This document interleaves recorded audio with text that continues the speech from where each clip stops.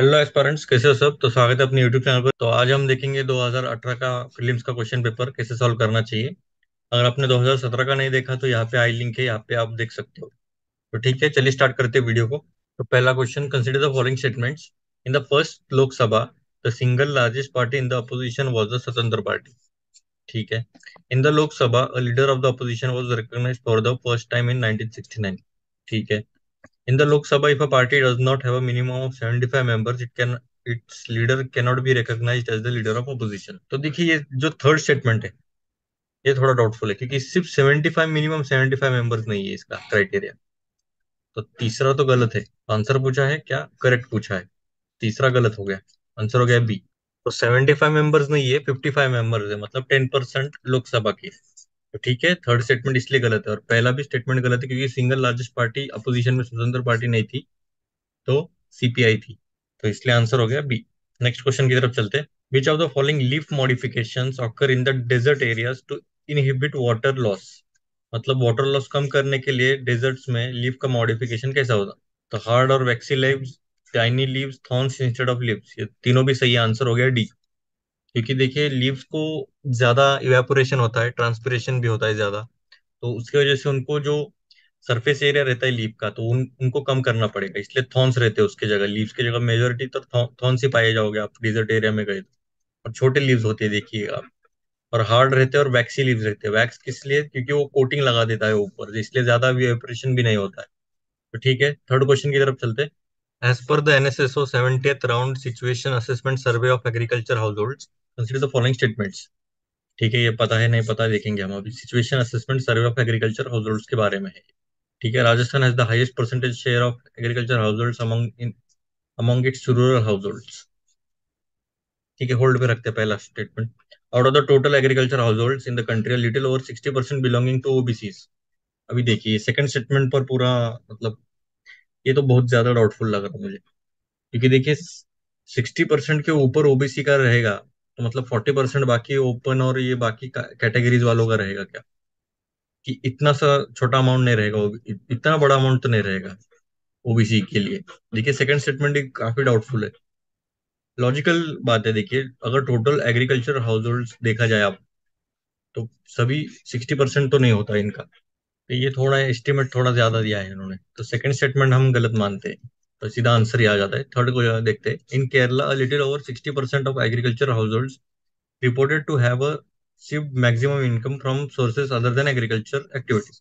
ठीक है, ये ज्यादा सही चांसेस होने के हो सकते हैं, क्योंकि पहली बात तो ये लिटरेट स्टेट है, और ये 60% के अबव जो भी एग्रीकल्चर हाउस होल्ड रहेगी, तो उनका मैक्सिमम इनकम तो अदर सोर्सेज से भी आना बनता है। तो ठीक है, थर्ड तो स्टेटमेंट सही होना चाहिए। तो इसलिए आंसर क्या हो गया, सेकंड गलत माना तो 1 और 3 हो गया। ठीक है। ये अगर आपको पता भी नहीं रहता तो भी चलेगा, पर ये सेकंड स्टेटमेंट आपको गलत मानना चाहिए, मतलब गलत ऐसा आना चाहिए था। ठीक है, क्योंकि ये लॉजिक क्वेश्चन है। इसमें इसमें अभी क्या, अभी इतना रिपोर्ट उसमें भी ये स्टेटमेंट आप कितना पढ़ोगे, तो उतना तो पॉसिबल ही नहीं है। तो ठीक है, नेक्स्ट क्वेश्चन की तरफ चलते हैं। How is the National Green Tribunal different from the Central Pollution Control Board. The NGT has been established by an act whereas the CPCB has been created by an executive order of the government. तो ऐसा तो नहीं है। NGT का तो act है, पर CPCB का भी एक्ट ही है। और ये कौन सा एक्ट है सीपीसीबी का, तो वाटर एक्ट है 1974 का। तो अगर सीपीसीबी के बारे में आपको थोड़ा भी आइडिया रहता है कि एग्जीक्यूटिव ऑर्डर से नहीं बना है, तो पहले तो गलत हुआ। तो पहला गलत, करेक्ट पूछा है, तो ये बी और डी में रहेगा। तो NGT provides environmental justice and helps reduce the burden of litigation in the higher courts, whereas the CPCB promotes cleanliness of streams and wells and aims to improve the quality of the air in the country। देखिए, normal statement, simple statement जो है justify किया है इन्होंने NGT को भी और CPCB को भी। आंसर हो गया 2, बी। ठीक है, फिफ्थ क्वेश्चन देखते हैं। Consider the following statements. The parliament of India can place a particular law in the 9th schedule of the constitution of India. ठीक है,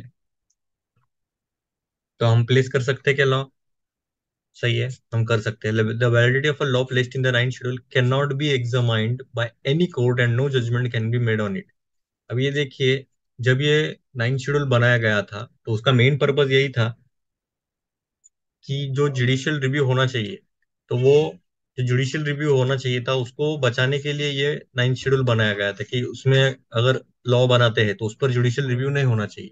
तो जब जवाहरलाल नेहरू थे तब उन्होंने ये लॉ बनाया था कि कुछ कुछ जो सर्टन लॉज है लैंड रिफॉर्म्स पर स्पेशली, तो वो स्कोप जो है जुडिशियल रिव्यू का उसके बियॉन्ड जाना चाहिए, मतलब उसके ऊपर कोई क्वेश्चन नहीं उठाना चाहिए, क्योंकि जो लैंड के जो रिफॉर्म्स थे तो उस पर काफी ज्यादा चर्चा होने लगी थी और उस पर काफी ज्यादा डिबेट होने लग गया था। तो इसके लिए उन्होंने बोला कि जुडिशियल रिव्यू नहीं होना चाहिए तभी के लिए। फिर बाद में क्या हुआ, आर कोयलो केस आया तो उन्होंने बोला ऐसा नहीं है, आप ऐसा कोई भी लॉ, मतलब ऐसा कोई भी शेड्यूल नहीं बना सकते कि उसमें सिर्फ ऐसा बोलोगे कि इतना रिस्ट्रिक्शन रहेगा और उसके ऊपर जुडिशियल रिव्यू नहीं रहेगा। तो सभी के ऊपर जुडिशियल रिव्यू रह सकता है इंक्लूडिंग नाइन्थ शेड्यूल। तो ये IR Coelho case versus state of Tamil Nadu का 2007 का था, तो उन्होंने ये रूलिंग दिया था। तो इसलिए, और ये बेसिक स्ट्रक्चर ऑफ कॉन्स्टिट्यूशन भी वायलेट करता है। तो इसके लिए ये ऐसा जरूरी नहीं कि कोई भी कोर्ट एग्जामाइन नहीं करेगा नाइन शेड्यूल को। तो दूसरा तो स्टेटमेंट गलत है, तो दूसरा गलत, सी गलत, पहला सही, ए आंसर। सिक्स क्वेश्चन देखते हैं हम। विच one of the following best describes the term merchant discount rate sometimes in news. अभी देखिए जो मर्चेंट डिस्काउंट रेट है, अभी देखिए डिजिटलाइजेशन हो गया था तभी, बहुत ज्यादा जोरों शोरों से चल रहा था डिजिटलाइजेशन। तो ये टर्म बार बार न्यूज में आ रहा था। तो उसका सिर्फ मीनिंग पूछा है कि इसका मतलब क्या है। तो पहला है the incentive given by bank. Incentive देता है क्या कोई, अगर डिस्काउंट रेट दे दिया तो इंसेंटिव बैंक देगा क्या, पहला ही स्टेटमेंट गलत हुआ। To merchant for accepting payments through debit cards pertaining to that bank, ऐसा जरूरी नहीं है। तो पहला तो गलत। The amount paid back by banks to their customers when they use debit cards for financial transaction for purchasing goods और services. ये क्या बात हुई कि बैंक्स कब से देने लग गए पैसे कस्टमर्स को, जब अगर उन्होंने डेबिट कार्ड, उल्टा वो लेते चार्जेस, सर्विस चार्जेस लेते। तो ठीक है, दूसरा तो गलत हो गया। लॉजिकली भी सोचा, अगर आपको पता भी नहीं तो ये दो तो गलत हो गए लॉजिकली। और the charge to a merchant by a bank for accepting payments from his customers through the bank's debit card, हाँ ये सही हो सकता है, क्योंकि बैंक जो है वो चार्ज करता है मर्चेंट से, तो इसीलिए मर्चेंट डिस्काउंट रेट बोला गया है। तो सी तो सही है। The incentive given by the government to merchant for promoting digital payments by their customers through point of sale machines and debit cards, नहीं ऐसा भी नहीं है कुछ। तो आंसर हो गया सी। सेवंथ क्वेश्चन देखते हैं। तो सेवेंथ क्वेश्चन क्या है, व्हाट इज और are the consequences of a country becoming the member of NSG. अभी देखिए एनएसजी मैंने करंट में भी किया है या आईआर का है, आईआर में मैंने किया है पूरा, वो आप देख सकते हैं, आई लिंक है। एनएसजी का मेंबर होने के बाद उसका कॉन्सिक्वेंस क्या रहेगा, तो इसमें पहला स्टेटमेंट है it will have access to the latest and most efficient nuclear technologies. ठीक है, सही तो है। फिर इट ऑटोमेटिकली, ऑटोमेटिकली लिखा है देखिए, becomes a member of the treaty on the non proliferation nuclear weapons. तो ऐसा कुछ है क्या जरूरी कि ऑटोमेटिकली बनेगा अगर एनएसजी का बन गया तो ऐसा कुछ तो बिल्कुल क्राइटेरिया नहीं है। तो सेकंड तो गलत है, पहला सही है। आंसर हो गया सेवन का ए। एट क्वेश्चन देखते हैं। With reference to India's decision to levy on equalization tax of 6% on online advertisement services offered by non-resident entities, which of the following statement is or are correct? अभी equalization tax क्या होता है वो आपको अगर पता रहेगा तभी आप ये क्वेश्चन सॉल्व कर सकते हो। ठीक है, it is introduce as a part of income tax act. तो इनकम टैक्स एक्ट और इक्वलाइजेशन टैक्स एक्ट कुछ तालमेल ही नहीं है, क्योंकि जो इक्वलाइजेशन लेवी रहता है वो टैक्स रहता है बिजनेस ट्रांजेक्शन के ऊपर, जो कि ऑनलाइन मार्केटिंग करते हैं। अगर कोई इंडियन ने अगर 1 लाख के ऊपर किसी नॉन रेसिडेंट को दिया, तो जैसे कि गूगल या फेसबुक के, तो वो फाइनेंस एक्ट के अंडर आ जाएगा, इनकम टैक्स एक्ट के अंदर नहीं आता है। तो उसे इक्वलाइजेशन लेवी कहते हैं या फिर टैक्स कहते हैं। ठीक है, पहला तो स्टेटमेंट गलत हुआ, आंसर बी और डी में। Non-resident entities that offer advertisement services in India can claim a tax credit in their home country under the Double Taxation Avoidance Act। देखिए, जो इक्विलाइजेशन लेवी रहता है वो उसका कुछ क्लेम कर ही नहीं सकते। पहली बात तो कि आप डबल टैक्सेशन अवॉइडेंस एग्रीमेंट्स में आप क्लेम नहीं कर सकते कि हमने ये टैक्स भरा है तो इसलिए हम इसे फिर से लेना चाहेंगे, तो ऐसे तो कुछ संबंध ही नहीं आता। तो पहला भी गलत, दूसरा भी गलत, आंसर हो गया डी। नाइन्थ क्वेश्चन देखते हैं। Consider the following statements. The FRBM, Fiscal Responsibility and Budget Management Review Committee report has recommended a debt to GDP ratio of 60% for the general combined government by 2023, comprising 40% for the central government and 20% for the state governments. ठीक है, the central government has domestic liabilities of 21% of GDP as compared to that of 49% of GDP of the state governments. Okay, अब ये देखिए ये इतना detailing क्यों किया है, क्योंकि ये जो एफआरबीएम एक्ट है वो काफी चर्चे में रहता है। फिजिकल रिस्पॉन्सिबिलिटी या फिर फिजिकल डेफिसिट बोल सकते हो। उसको मेंटेन रखने के लिए ये सब एक्ट्स और रिपोर्ट्स बनाए जाते हैं। और ये आई गेस तभी के इकोनॉमिक सर्वे में भी उन्होंने अच्छे से डिटेल में एक्सप्लेन किया था कि कितना रेशियो रहना चाहिए जीडीपी का डेट से। तो उन्होंने ये रिपोर्ट भी दिया था, तो इसके वजह से इन्होंने ये क्वेश्चन पूछा है। तो आपको अगर ये कुछ आइडिया रहेगा तभी आप मार्क कीजिएगा, नहीं तो ये स्किप करने वाला ही क्वेश्चन था, काफी डिफिकल्ट था इसे देखा जाए तो। अगर अपने अच्छे से पढ़ा रहेगा तो आपको इधर एक छोटू सा ट्रैप दिया है उन्होंने, आपको लगेगा कि ये स्टेटमेंट थोड़ा गलत होगा, पर ये एक्चुअली स्टेटमेंट सही है। 40 और 20 था इनके लिए, सेंटर के लिए 40 और 20% स्टेट गवर्नमेंट्स के लिए था। इधर घुमाया है पूरा। The central government has domestic liabilities of 21% of GDP. अभी आपको लगेगा डोमेस्टिक लाइबिलिटी जो रहेगा 21% रहेगा जीडीपी की, और 49% ऑफ जीडीपी स्टेट गवर्नमेंट्स को दिया है। अभी ये देखिए काफी वियर्ड लग रहा है, क्योंकि 49% ऑफ जीडीपी स्टेट गवर्नमेंट्स को दिया है और 21% जीडीपी सेंट्रल गवर्नमेंट को दिया है। तो ऐसा तो नहीं हो सकता, ये रिवर्स किया है इन्होंने बस। तो इसलिए सेकंड स्टेटमेंट गलत है। सेकंड स्टेटमेंट गलत, फिर भी वन और ए और सी में था ये। देखिए आपको वन तो सही है समझिए, क्योंकि थ्री पे क्वेश्चन है पूरा। तो थ्री देखते हैं। As per the constitution of India it is mandatory for state to take the central government consent for raising any loan if the former owes any outstanding liabilities to the latter. तो ये statement सही है। तो answer हो गया 9 का सी। ठीक है, लास्ट क्वेश्चन देखते हैं ये वीडियो का।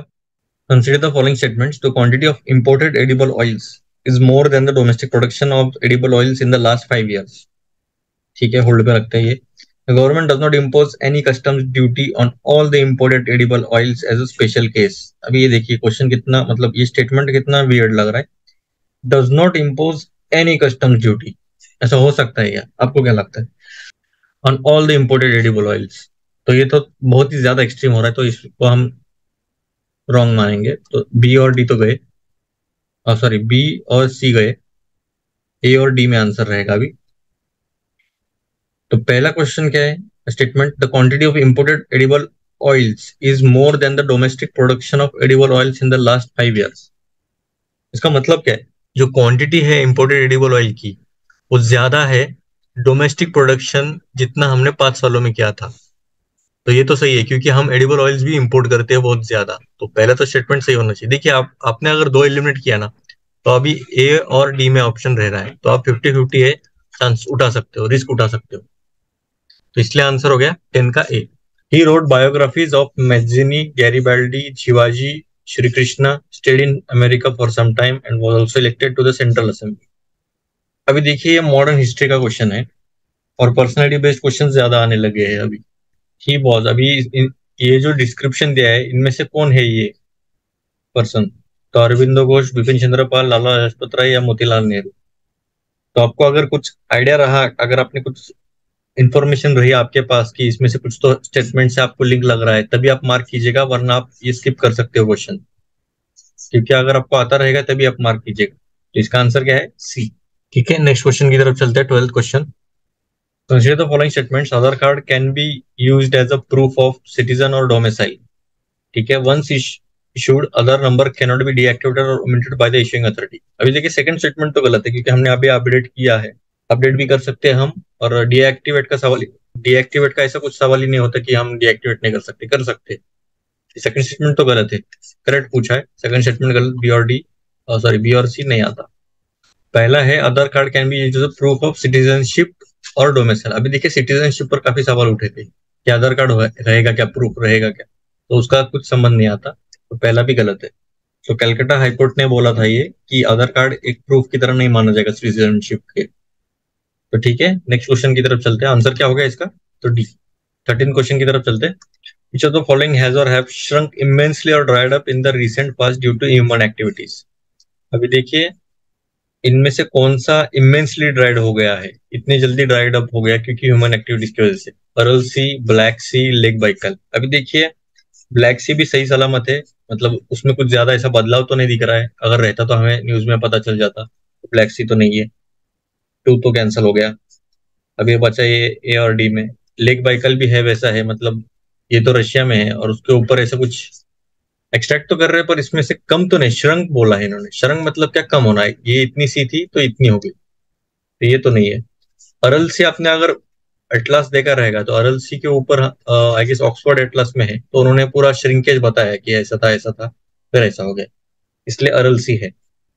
13 का आंसर है ए। 14 देखते हैं। The rule of law index is release by which of the following. अभी रूल ऑफ लॉ इंडेक्स आपको पता है तभी आप मार्क कीजिएगा, वरना स्किप कर सकते हो, या इधर ये सब नो क्वेश्चन जैसा रहता है। पता है तो ठीक, नहीं तो अपने इतना टेंशन नहीं लेना चाहिए कि नहीं आ रहा, कैसे करे, क्या करे, इंडेक्स नहीं आ रहा, कुछ नहीं, जरूरत नहीं है, सभी को नहीं आता। फिर ये 90% लोगों को नहीं आएगा ये। अगर जो भी तुक्केबाजी में अगर मारा रहेगा तो चांसेस है ज्यादा गलत गलत आने के ज्यादा चांसेस रहते हैं। और किन किन का सही भी आता है, पर वो इतना मैटर नहीं करता क्योंकि बाकी क्वेश्चंस का भी फर्क पड़ता है फिर। तो ठीक है, इसका आंसर क्या है? Amnesty international, international court of justice, UN commissioner for human rights, world justice report. कौन सा रहेगा आंसर इसका, क्या लगता है आपको? ये तीनों मिला कर रहेगा, है ना? फिर आंसर डी है। ठीक है, 15 क्वेश्चन देखते हैं। Which one of the following links all the ATMs in India. देखिए, एटीएम को कौन कनेक्ट करता है, लिंक कौन करता है? तो इंडियन बैंक एसोसिएशन है क्या एटीएम को लिंक करने वाला? ठीक है, देखते हैं। नेशनल सिक्योरिटी डिपॉजिटरी लिमिटेड है क्या, एनएसडीएल है क्या? नहीं। National payments corporation of India, NPCI है क्या? क्या फिर आरबीआई का रहता है? आपको लगेगा ये दोनों में रहेगा, है ना? आंसर क्या रहेगा इसका? तो सबसे ज्यादा नेटवर्क कौन सा है? तो नेशनल फाइनेंशियल स्विच है, जो कि सबसे ज्यादा लार्जेस्ट नेटवर्क है शेयर्ड एटीएम्स का इंडिया में। NFS, need for speed, national financial switch, ये आप याद रखिएगा। तो ठीक है, बाकी तो एनपीसीआई कनेक्ट करता है सभी लिंक एटीएम को। अगर आपने प्रोसेस देखा नहीं रहेगा तो आप सिर्फ यूट्यूब पर डाल दीजिएगा एटीएम एनपीसीआई, तो आपको पूरा लिंकेज दिखा देगा वो। ठीक है, 16 क्वेश्चन देखते हैं।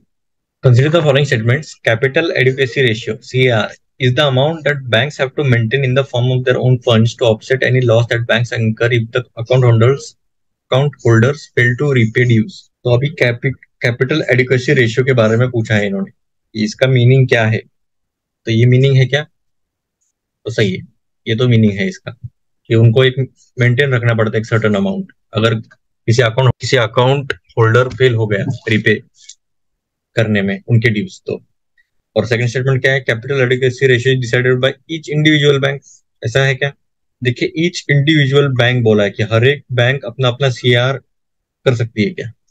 तो ऐसा नहीं है, ये सेंट्रल बैंक द्वारा डिसाइड किया जाता है। सेकंड तो स्टेटमेंट गलत है, सेकंड गलत, पहला सही, मतलब आंसर हो गया एक, करेक्ट पूछा है। ठीक है, 17 क्वेश्चन देखते हैं। The identity platform Aadhaar provides open application programming interfaces, APIs. ठीक है, व्हाट डज इट इंप्लाई? इसका मीनिंग क्या है? It can be integrated into any electronic device. ठीक है, online authentication using iris is possible. अभी कुछ कुछ लोगों को लग रहा है आइरिस आइरिस है था क्या, फिर दूसरा कुछ तो था क्या, कॉर्निया था। तो ठीक है, इतना इतना साइंटिफिक नहीं जाएंगे, इतना गलत नहीं कर सकते। तो सेकंड तो स्टेटमेंट सही है। It can be integrated into any electronic device, ये भी सही, क्योंकि मोबाइल को अटैच करके आप थंबप्रिंट भी ले सकते हो, तो ऐसा कुछ जरूरी नहीं है। प्लेटफॉर्म जो है वहां पर भी अवेलेबल हो जाता है। ठीक है, 1 और 2 तो सही है, आंसर हो गया सी। ठीक है, 17 हो गया। अभी 18 क्वेश्चन देखते हैं। Very recently, in which of the following countries have lakhs of people either suffered from severe famine, acute malnutrition, or died due to starvation caused by war, ethnic conflicts? ठीक है, बहुत सारे लोग एक तो फैमाइन की वजह से, या फिर मालन्यूट्रिशन की वजह से, या फिर स्टारवेशन की वजह से क्यों हुए, तो वॉर या एथनिक कॉन्फ्लिक्ट की वजह से। तो ऐसे कौन से कंट्रीज है? Angola, Zambia, Morocco, Tunisia, Venezuela, Colombia, Yemen और साउथ सूडान। तो आपको क्या लगता है? हमने ज्यादातर फाइटिंग्स हमने येमेन और साउथ सूडान में देखे रहेंगे आपने, कि वेनेजुएला में कुछ ऐसा कुछ ज्यादा कुछ फाइटिंग तो दिखा नहीं, ना ही माल न्यूट्रिशन लगा है कुछ। और एक एफएओ के अकॉर्डिंग 4 कंट्रीज में मेजरली जो फूड क्राइसिस ज्यादा चलते हैं, तो वो कौन से हैं? येमेन, साउथ सूडान, नाइजीरिया और सोमालिया। ये 4 जो कंट्रीज है उसमें ज्यादा से ज्यादा फेमाइन, एक्यूट malnutrition, मतलब सभी तरह के जो मुसीबत रहते हैं वो सभी इनके ऊपर आते हैं। तो आंसर हो गया येमेन और साउथ सूडान। ठीक है, अगर तभी के न्यूज में ये ज्यादा चर्चे में था, इसलिए इन्होंने ये क्वेश्चन पूछा है। तो ठीक है, 19 क्वेश्चन देखते हैं। Regarding Wood's dispatch, modern Indian history का क्वेश्चन है। Which of the following statements are true पूछा है। Grant in aid system was introduce. ठीक है, वुड्स डिस्पैच कब का है, आप मुझे कमेंट सेक्शन में बता दीजिए। Establishment of universities was recommended. ठीक है, English as a medium instruction at all levels. देखिए, ऑल लेवल्स पूछा है इधर। ऑल लेवल्स का क्या? Education was recommended? नहीं, ऑल लेवल्स में नहीं था। आई गेस ये अपना जैसा सिस्टम है वैसा ही था, मतलब जो प्राइमरी लेवल पे कुछ तो लोकल लैंग्वेज यूज कर सकते हैं और बाद में इंग्लिश, मतलब जब यूनिवर्सिटी में आते हैं तब English as a medium of instruction कर सकते हैं। तो ऐसा तो नहीं था, थर्ड तो स्टेटमेंट गलत हो गया। आंसर हो गया थ्री। देखिए ऐसे अगर ऑप्शन दिख गए ना, तो इनमें से कौन सा एलिमेंट हो सकता है वो उसके ऊपर ज्यादा फोकस रखिएगी, ये ऑप्शन पढ़िएगा भी मत, क्योंकि देखिए सब जंबल रहते हैं और एक भी गलत हो गया तो सीधा आंसर आ सकता है, तो उस पर फोकस रखिएगा। आपको ये दोनों पता भी नहीं तब भी चलेगा, और ये पता होना इंपॉर्टेंट है, क्योंकि सभी लेवल पे तो नहीं रखा था इन्होंने। कि सिंपल ऐसा लग सकता है कि अगर आपने वुड्स डिस्पैच पढ़ा रहेगा तो उसमें कुछ प्रॉब्लम ही नहीं आएगा। तो ठीक है, 20th क्वेश्चन देखते हैं, लास्ट क्वेश्चन वीडियो का। With reference to the Parliament of India, which of the following parliamentary committees scrutinizes reports to the House whether the, अभी देखिए क्वेश्चन कहाँ से, कौन सी कमेटी का बारे में बोला है इन्होंने कि इनके पास क्या क्या है, तो powers to make regulation, rules, sub rules, bylaws etcetera conferred by the constitution और delegated by the parliament are being are being properly exercised by the executive within the scope of such delegation. तो देखिए ये सब powers है इनके पास, rules regulation, sub rules, bylaws. तो इसमें से कौन सी कमेटी है वो। देखिए ये क्वेश्चन थोड़ा डिफिकल्ट में जाता है, क्योंकि इसके बारे में ना तो अपने पास कुछ आइडिया रहेगा, फिर भी हम कोशिश करेंगे। Committee on government assurances. अभी अगर अश्योरेंस का पता नहीं रहेगा तो आप हिंदी में देख सकते हो, और ये तो चांसेस कम ही लग रहे हैं अश्योरेंस के बारे में पावर्स रहेगी क्या रूल्स रेगुलेशन बनाने के, तो नहीं लग रहा मुझे, पहला तो नहीं है। कमिटी ऑन सबॉर्डिनेट लेजिस्लेशन, ठीक है, हो सकता है लेजिस्लेशन की बात हो रही है क्योंकि रूल्स रेगुलेशंस के बारे में चल रहा है, तो हो सकता है ये होने के चांसेस ज्यादा है। रूल्स कमेटी भी हो सकता है, बिजनेस एडवाइजरी का चांसेस कम है, तो बी और सी में मैं मार्क करना चाहूंगा अगर करना रहता तो। अगर कुछ आइडिया नहीं लग रहा तो हम स्किप भी कर सकते हैं, पर मैं बी और सी में मार्क करूंगा अगर मुझे बोला जाए तो। आंसर हो गया इसका B, committee on subordinate legislation. ठीक है, consider the following statements as per the right to education. अभी राइट टू एजुकेशन पर क्वेश्चन है। RT act, to be eligible for appointment as a teacher in state, a person would be required to possess the minimum qualification laid down by the concerned state council of teacher education। ठीक है, second statement देखते हैं। As per the RT act, for teaching primary classes a candidate is required to pass a teacher eligibility test conducted in according with the National Council of teacher Education guidelines. ठीक है, third question देखते हैं। In India more than 90% of teacher education institutions are directly under the state governments। Third statement देखिए 90% से ज्यादा बोल रहे हैं ये टीचर एजुकेशन इंस्टीट्यूशन जो कि डायरेक्टली अंडर आते हैं स्टेट गवर्नमेंट के, तो ऐसा रहेगा क्या 90% से ज्यादा, तो उतना परसेंटेज तो नहीं रहेगा, तो कम ही रहेगा, तो थर्ड स्टेटमेंट गलत मानते हैं हम। करेक्ट पूछा है, सी और डी तो गलत हो गए, अभी ए और बी में है। अभी आपको कुछ आइडिया रहेगा तभी आप मार्क कीजिएगा, वरना 50-50 का चांस लेके आप रिस्क उठा सकते हो। क्योंकि पहला स्टेटमेंट गलत है, क्योंकि जो पहला जो है ये मिनिमम क्वालिफिकेशन ये लेट डाउन कौन करता है, तो ये करता है एनसीटी करता है, ना कि स्टेट काउंसिल। तो आंसर हो गया पहला तो गलत, आंसर हो गया बी टू ओनली। कुछ कुछ क्वेश्चंस काफी डिफिकल्ट होते हैं, मतलब दो ऑप्शंस में हमें चूज करना पड़ता है, तो हम इसे होल्ड पर भी रख सकते हैं, बाद में हम फिर से अगर दोबारा एक दो राउंड के बाद आ गए तो हम तभी मार्क कर सकते हैं। अगर आपको लगा कि चांस उठा सकते तो उठा सकते हो, क्योंकि 50-50 आ गए तो 90% ज्यादा चांसेस रहते हैं कि आप 50-50 क्वेश्चन को मार्क ही करिएगा। ठीक है, नेक्स्ट क्वेश्चन की तरफ चलते हैं। 22nd, consider the following pairs. Tradition और स्टेट दिया है, चापचार फूड फेस्टिवल मिजोरम, होंगजोम परबा बलाड मणिपुर और ठंगता ठंगता डांस सिक्किम। तो हमें पता है ठंगता जो है, मतलब जो अगर आपने अच्छे से पढ़ा रहेगा कल्चर, तो ठंगता सिक्किम का नहीं है, ठंगता जो है वो मणिपुर का है। तो तीसरा तो गलत हो गया, आंसर करेक्ट पूछा है, तो ये वन और टू, ए और बी में आंसर रहेगा। तो आपको कुछ आइडिया रहा तभी आप मार्क कीजिएगा, वरना अगर कुछ भी आइडिया नहीं है तो आप सीधा स्किप कर सकते हो। तो ठीक है, तो आंसर है बी, ये दोनों सही है। होंगजोम परबा बलाड मणिपुर का है और चपचार फूड फेस्टिवल मिजोरम का है, ये पूरा फैक्चुअल है। इसको आपको याद करना ही पड़ेगा, क्योंकि कल्चर पूरा मतलब याद करने जैसा ही है ये। ठीक है, 23rd क्वेश्चन देखते हैं हम। Consider the following statements. The food safety and standards act 2006 replace the prevention of food adulteration act.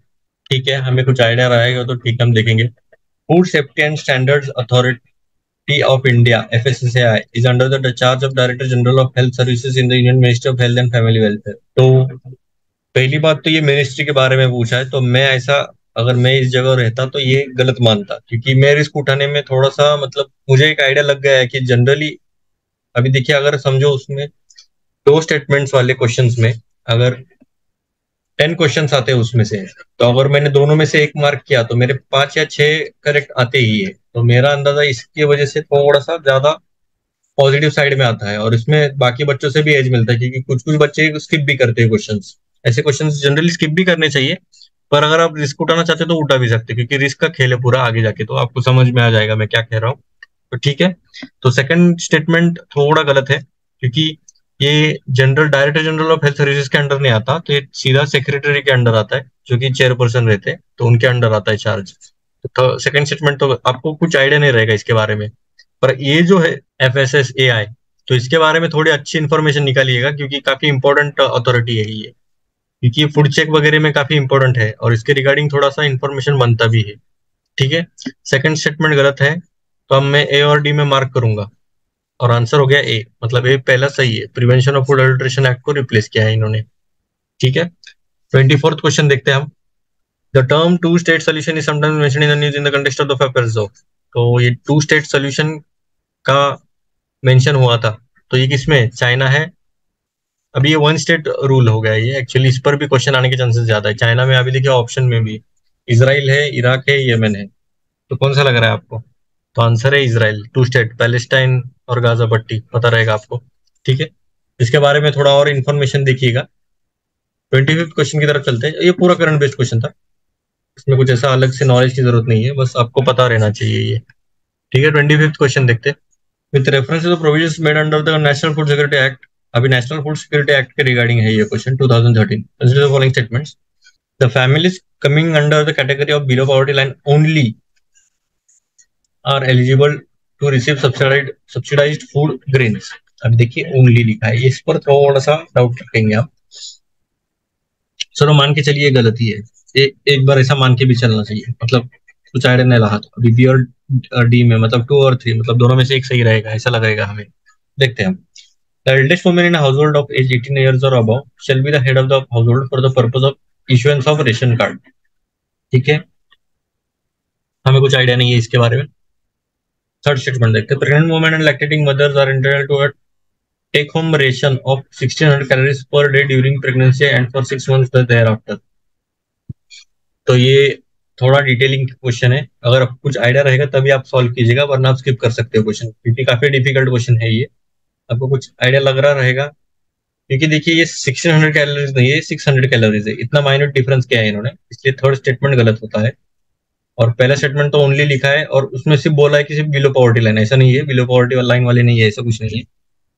इनका कवरेज जो है वो 75% रूरल पॉपुलेशन में है, आपको पता रहेगा, और 50% जो है अर्बन पॉपुलेशन में है। और ऐसा कुछ बीपीएल फैमिलीज को ही देंगे ऐसा भी नहीं है कुछ। तो पहला स्टेटमेंट तो गलत है, थर्ड स्टेटमेंट गलत है, आंसर हो गया बी। ठीक है। 26 क्वेश्चन देखते हैं। India enacted the Geographical Indications of Goods Registration and Protection Act 1999 in order to comply with the obligations to। अभी जीआई के बारे में है, तो ये किसके ऑब्लिगेशंस को कंप्लाई करने के लिए? आईएलओ लेबर का रहेगा क्या जीआई का? तो नहीं। मॉनेटरी फंड्स का रहेगा क्या? नहीं। यूएनसीटीएडी का रहेगा क्या? नहीं। तो किसका आंसर रहेगा? ये वर्ल्ड ट्रेड ऑर्गेनाइजेशन, ट्रेड के रिगार्डिंग रहता है ये, इसलिए ये सिंपल क्वेश्चन था। ठीक है। 26D। 27th क्वेश्चन देखते हैं। Consider the following statements. In India state governments do not have the power to auction for non coal mines. Andhra Pradesh and Jharkhand do not have gold mines. Rajasthan has iron ore mines. अभी देखिए ये पूरा geography का mines का question है पूरा, और ये माइंस के ऊपर क्यों पूछा है? तो माइंस और मिनरल्स एक्ट आया था 2015 में, तो उसके रिगार्डिंग है तो ये पूरा, जो कि इफेक्ट में आया था। तो आपको अगर कुछ आइडिया रहेगा। अभी देखिए आंध्र प्रदेश और झारखंड में do not have gold mines लिखा है। तो आंध्र प्रदेश में तो अभी देखिए केजीएफ आपने देखा रहेगा, कोलार गोल्ड फील्ड, तो ये तो ऑलमोस्ट कर्नाटका है, किस कर्नाटका में आता है कोलार, और आंध्र प्रदेश भी उसके नजदीक ही है।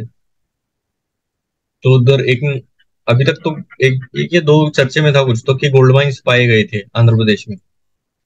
तो देखिए अभी इस क्वेश्चन से आपको क्या अंदाजा लग रहा है कि ये क्या, ये बताना क्या चाह रहा है ये क्वेश्चन? तो आपको एक तो माइंस के रिगार्डिंग आपको पता होना चाहिए, मतलब माइंस मतलब क्या, मिनरल्स के बारे में आपको पता होना चाहिए कि कौन से मिनरल्स कौन से स्टेट में पाए जाते हैं।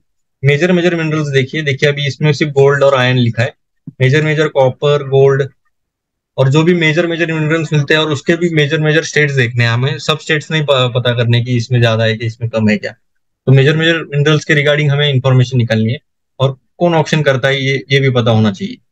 और जो नॉन कोल माइंस रहते हैं वो स्टेट गवर्नमेंट्स के पास पावर रहती है ऑप्शन करने की। तो पहला तो गलत हुआ, बी और डी में आंसर है। ऐसा भी नहीं है गोल्ड माइंस पाए नहीं गए, पाए गए हैं उधर भी। और राजस्थान में तो आयरन और पता ही रहेगा। तो जैसे हड़प्पा इसमें हमने देखा था, राजस्थान में भी पाए गए थे हड़प्पा। अगर सिविलाइजेशन अच्छे से पढ़ा रहेगा तो आपको पता रहेगा कि राजस्थान में आयरन और कॉपर के माइंस पाए गए थे। ठीक है, आंसर हो गया 27 का डी। 28 देखते हैं। With reference to digital payments, consider the following statements. BHIM app allows the user to transfer money to anyone with a UPI enabled bank account. सही है क्या? आपको क्या लगता है? सही, ऑब्वियस है। इतना भी ज्यादा सोचना नहीं चाहिए। अब यार इसमें लिखा है एनीवन विद यूपीआई, तो ये साइंटिफिक एंगल से देखना चाहिए। अभी इसके पास भी यूपीआई एनेबल्ड बैंक अकाउंट रहेगा तो उसमें आप मनी ट्रांसफर कर सकते हैं। तो सही है पहला। While a chip in debit card has four factors of authentication, BHIM app has only two factors of authentication. अभी ऑथेंटिकेशन आपको पता रहेगा कि हम गूगल में भी टू फैक्टर ऑथेंटिकेशन देखते हैं।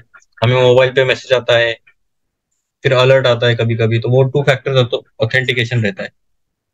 तो देखिए इसमें बताया कि चिप इन डेबिट कार्ड में चार फैक्टर है ऑथेंटिकेशन के। इतने ज्यादा रहेंगे क्या? आपको क्या लगता है? और भीम में तीन फैक्टर है ऑथेंटिकेशन के, और डेबिट कार्ड में चार नहीं रहते, इतना पता है। तो सेकंड सजेस्टमेंट गलत है, पहला सही है। पहला आंसर हो गया ए। 29 क्वेश्चन देखते हैं। Among the following cities, which one lies on a longitude closest to the top Delhi? अभी यहाँ पे दिल्ली है तो उसके लॉन्जिट्यूड में क्लोजेस्ट कौन है? बेंगलुरु, हैदराबाद, नागपुर, पुणे। अभी देखिए काफी डिफिकल्ट सवाल है। अगर आपको कुछ आइडिया रहेगा कि ये दिल्ली का लॉन्गिट्यूड है तो उसमें कौन कौन पाए जाते हैं तो वो आपको पता रहना चाहिए। बेंगलुरु भी लग सकता है, हैदराबाद थोड़ा ठीक है, हैदराबाद भी रख सकता है, नागपुर भी उधर ही आता है, पुणे थोड़ा इस साइड में आता है तो पुणे के चांसेस ज्यादा नहीं है। तो 29 का तो फोर तो नहीं है। अभी लगेगा हैदराबाद, बेंगलुरु।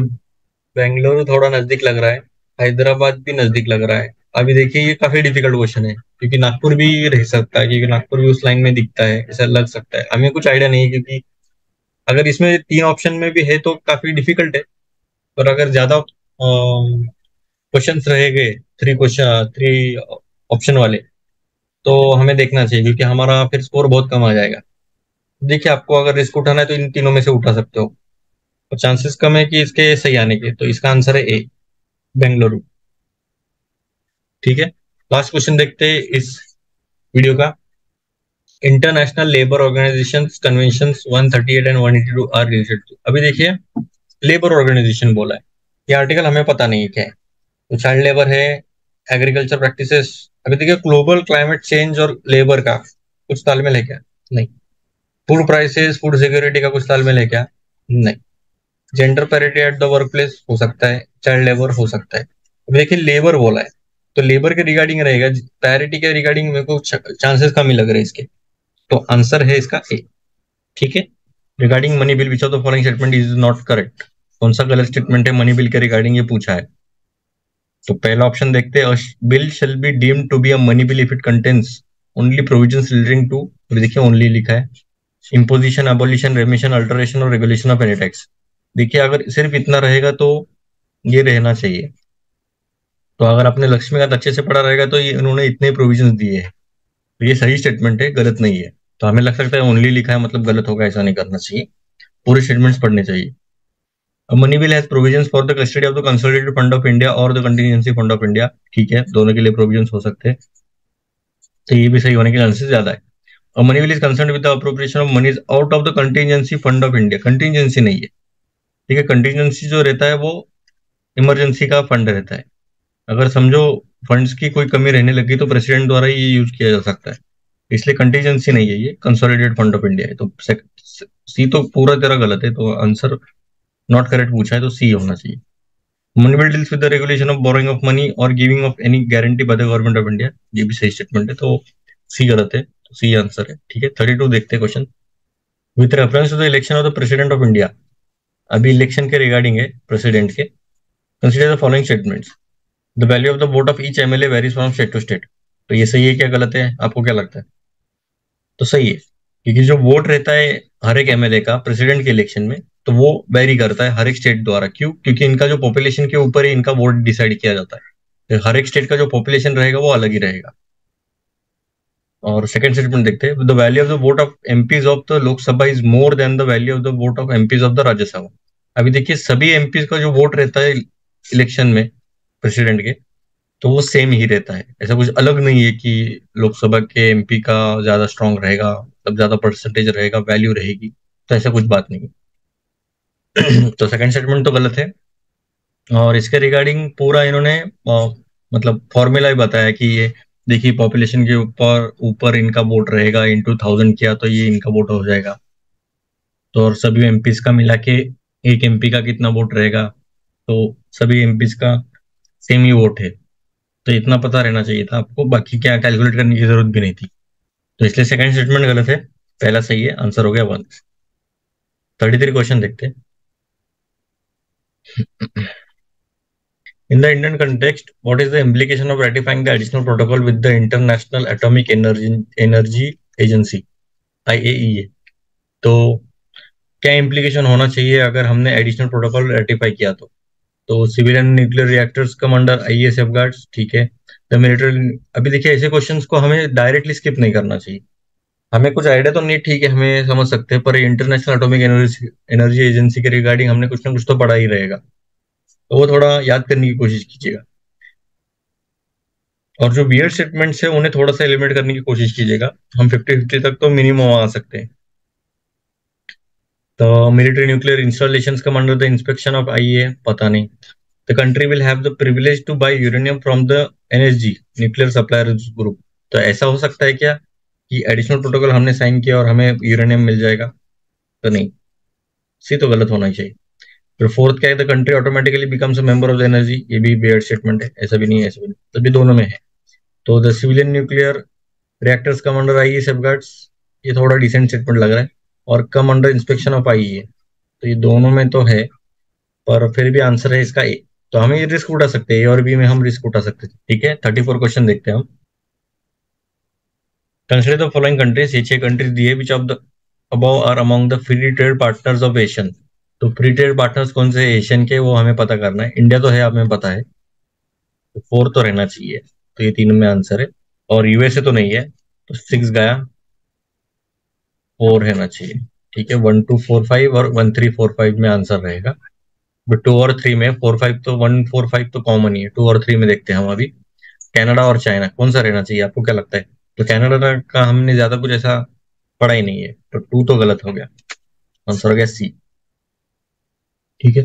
ऐसे क्वेश्चंस में आपको अगर याद रहेगा कि क्या क्या होना चाहिए, एक रफ आइडिया लग रहा है, तभी आप मार्क कीजिएगा, वरना आप स्किप कर सकते हैं ऐसे क्वेश्चन को, ठीक है। 35 क्वेश्चन देखते हैं हम। With reference to the global alliance for climate smart agriculture, which of the following statement is are correct, ठीक है। कुछ आइडिया है इसके रिगार्डिंग? वैसे तो जनरली किसी को आइडिया नहीं रहेगा ही। GACSA is an outcome of the climate summit held in Paris of 2015। अगर हमें पेरिस का रिगार्डिंग पूछा और आउटकम बोला है, तो इसके रिगार्डिंग कुछ भी आउटकम रहता तो हमने पढ़ा रहता, तो पहला तो नहीं होना चाहिए, पहला तो गलत है। तो बी और सी में आंसर रहेगा।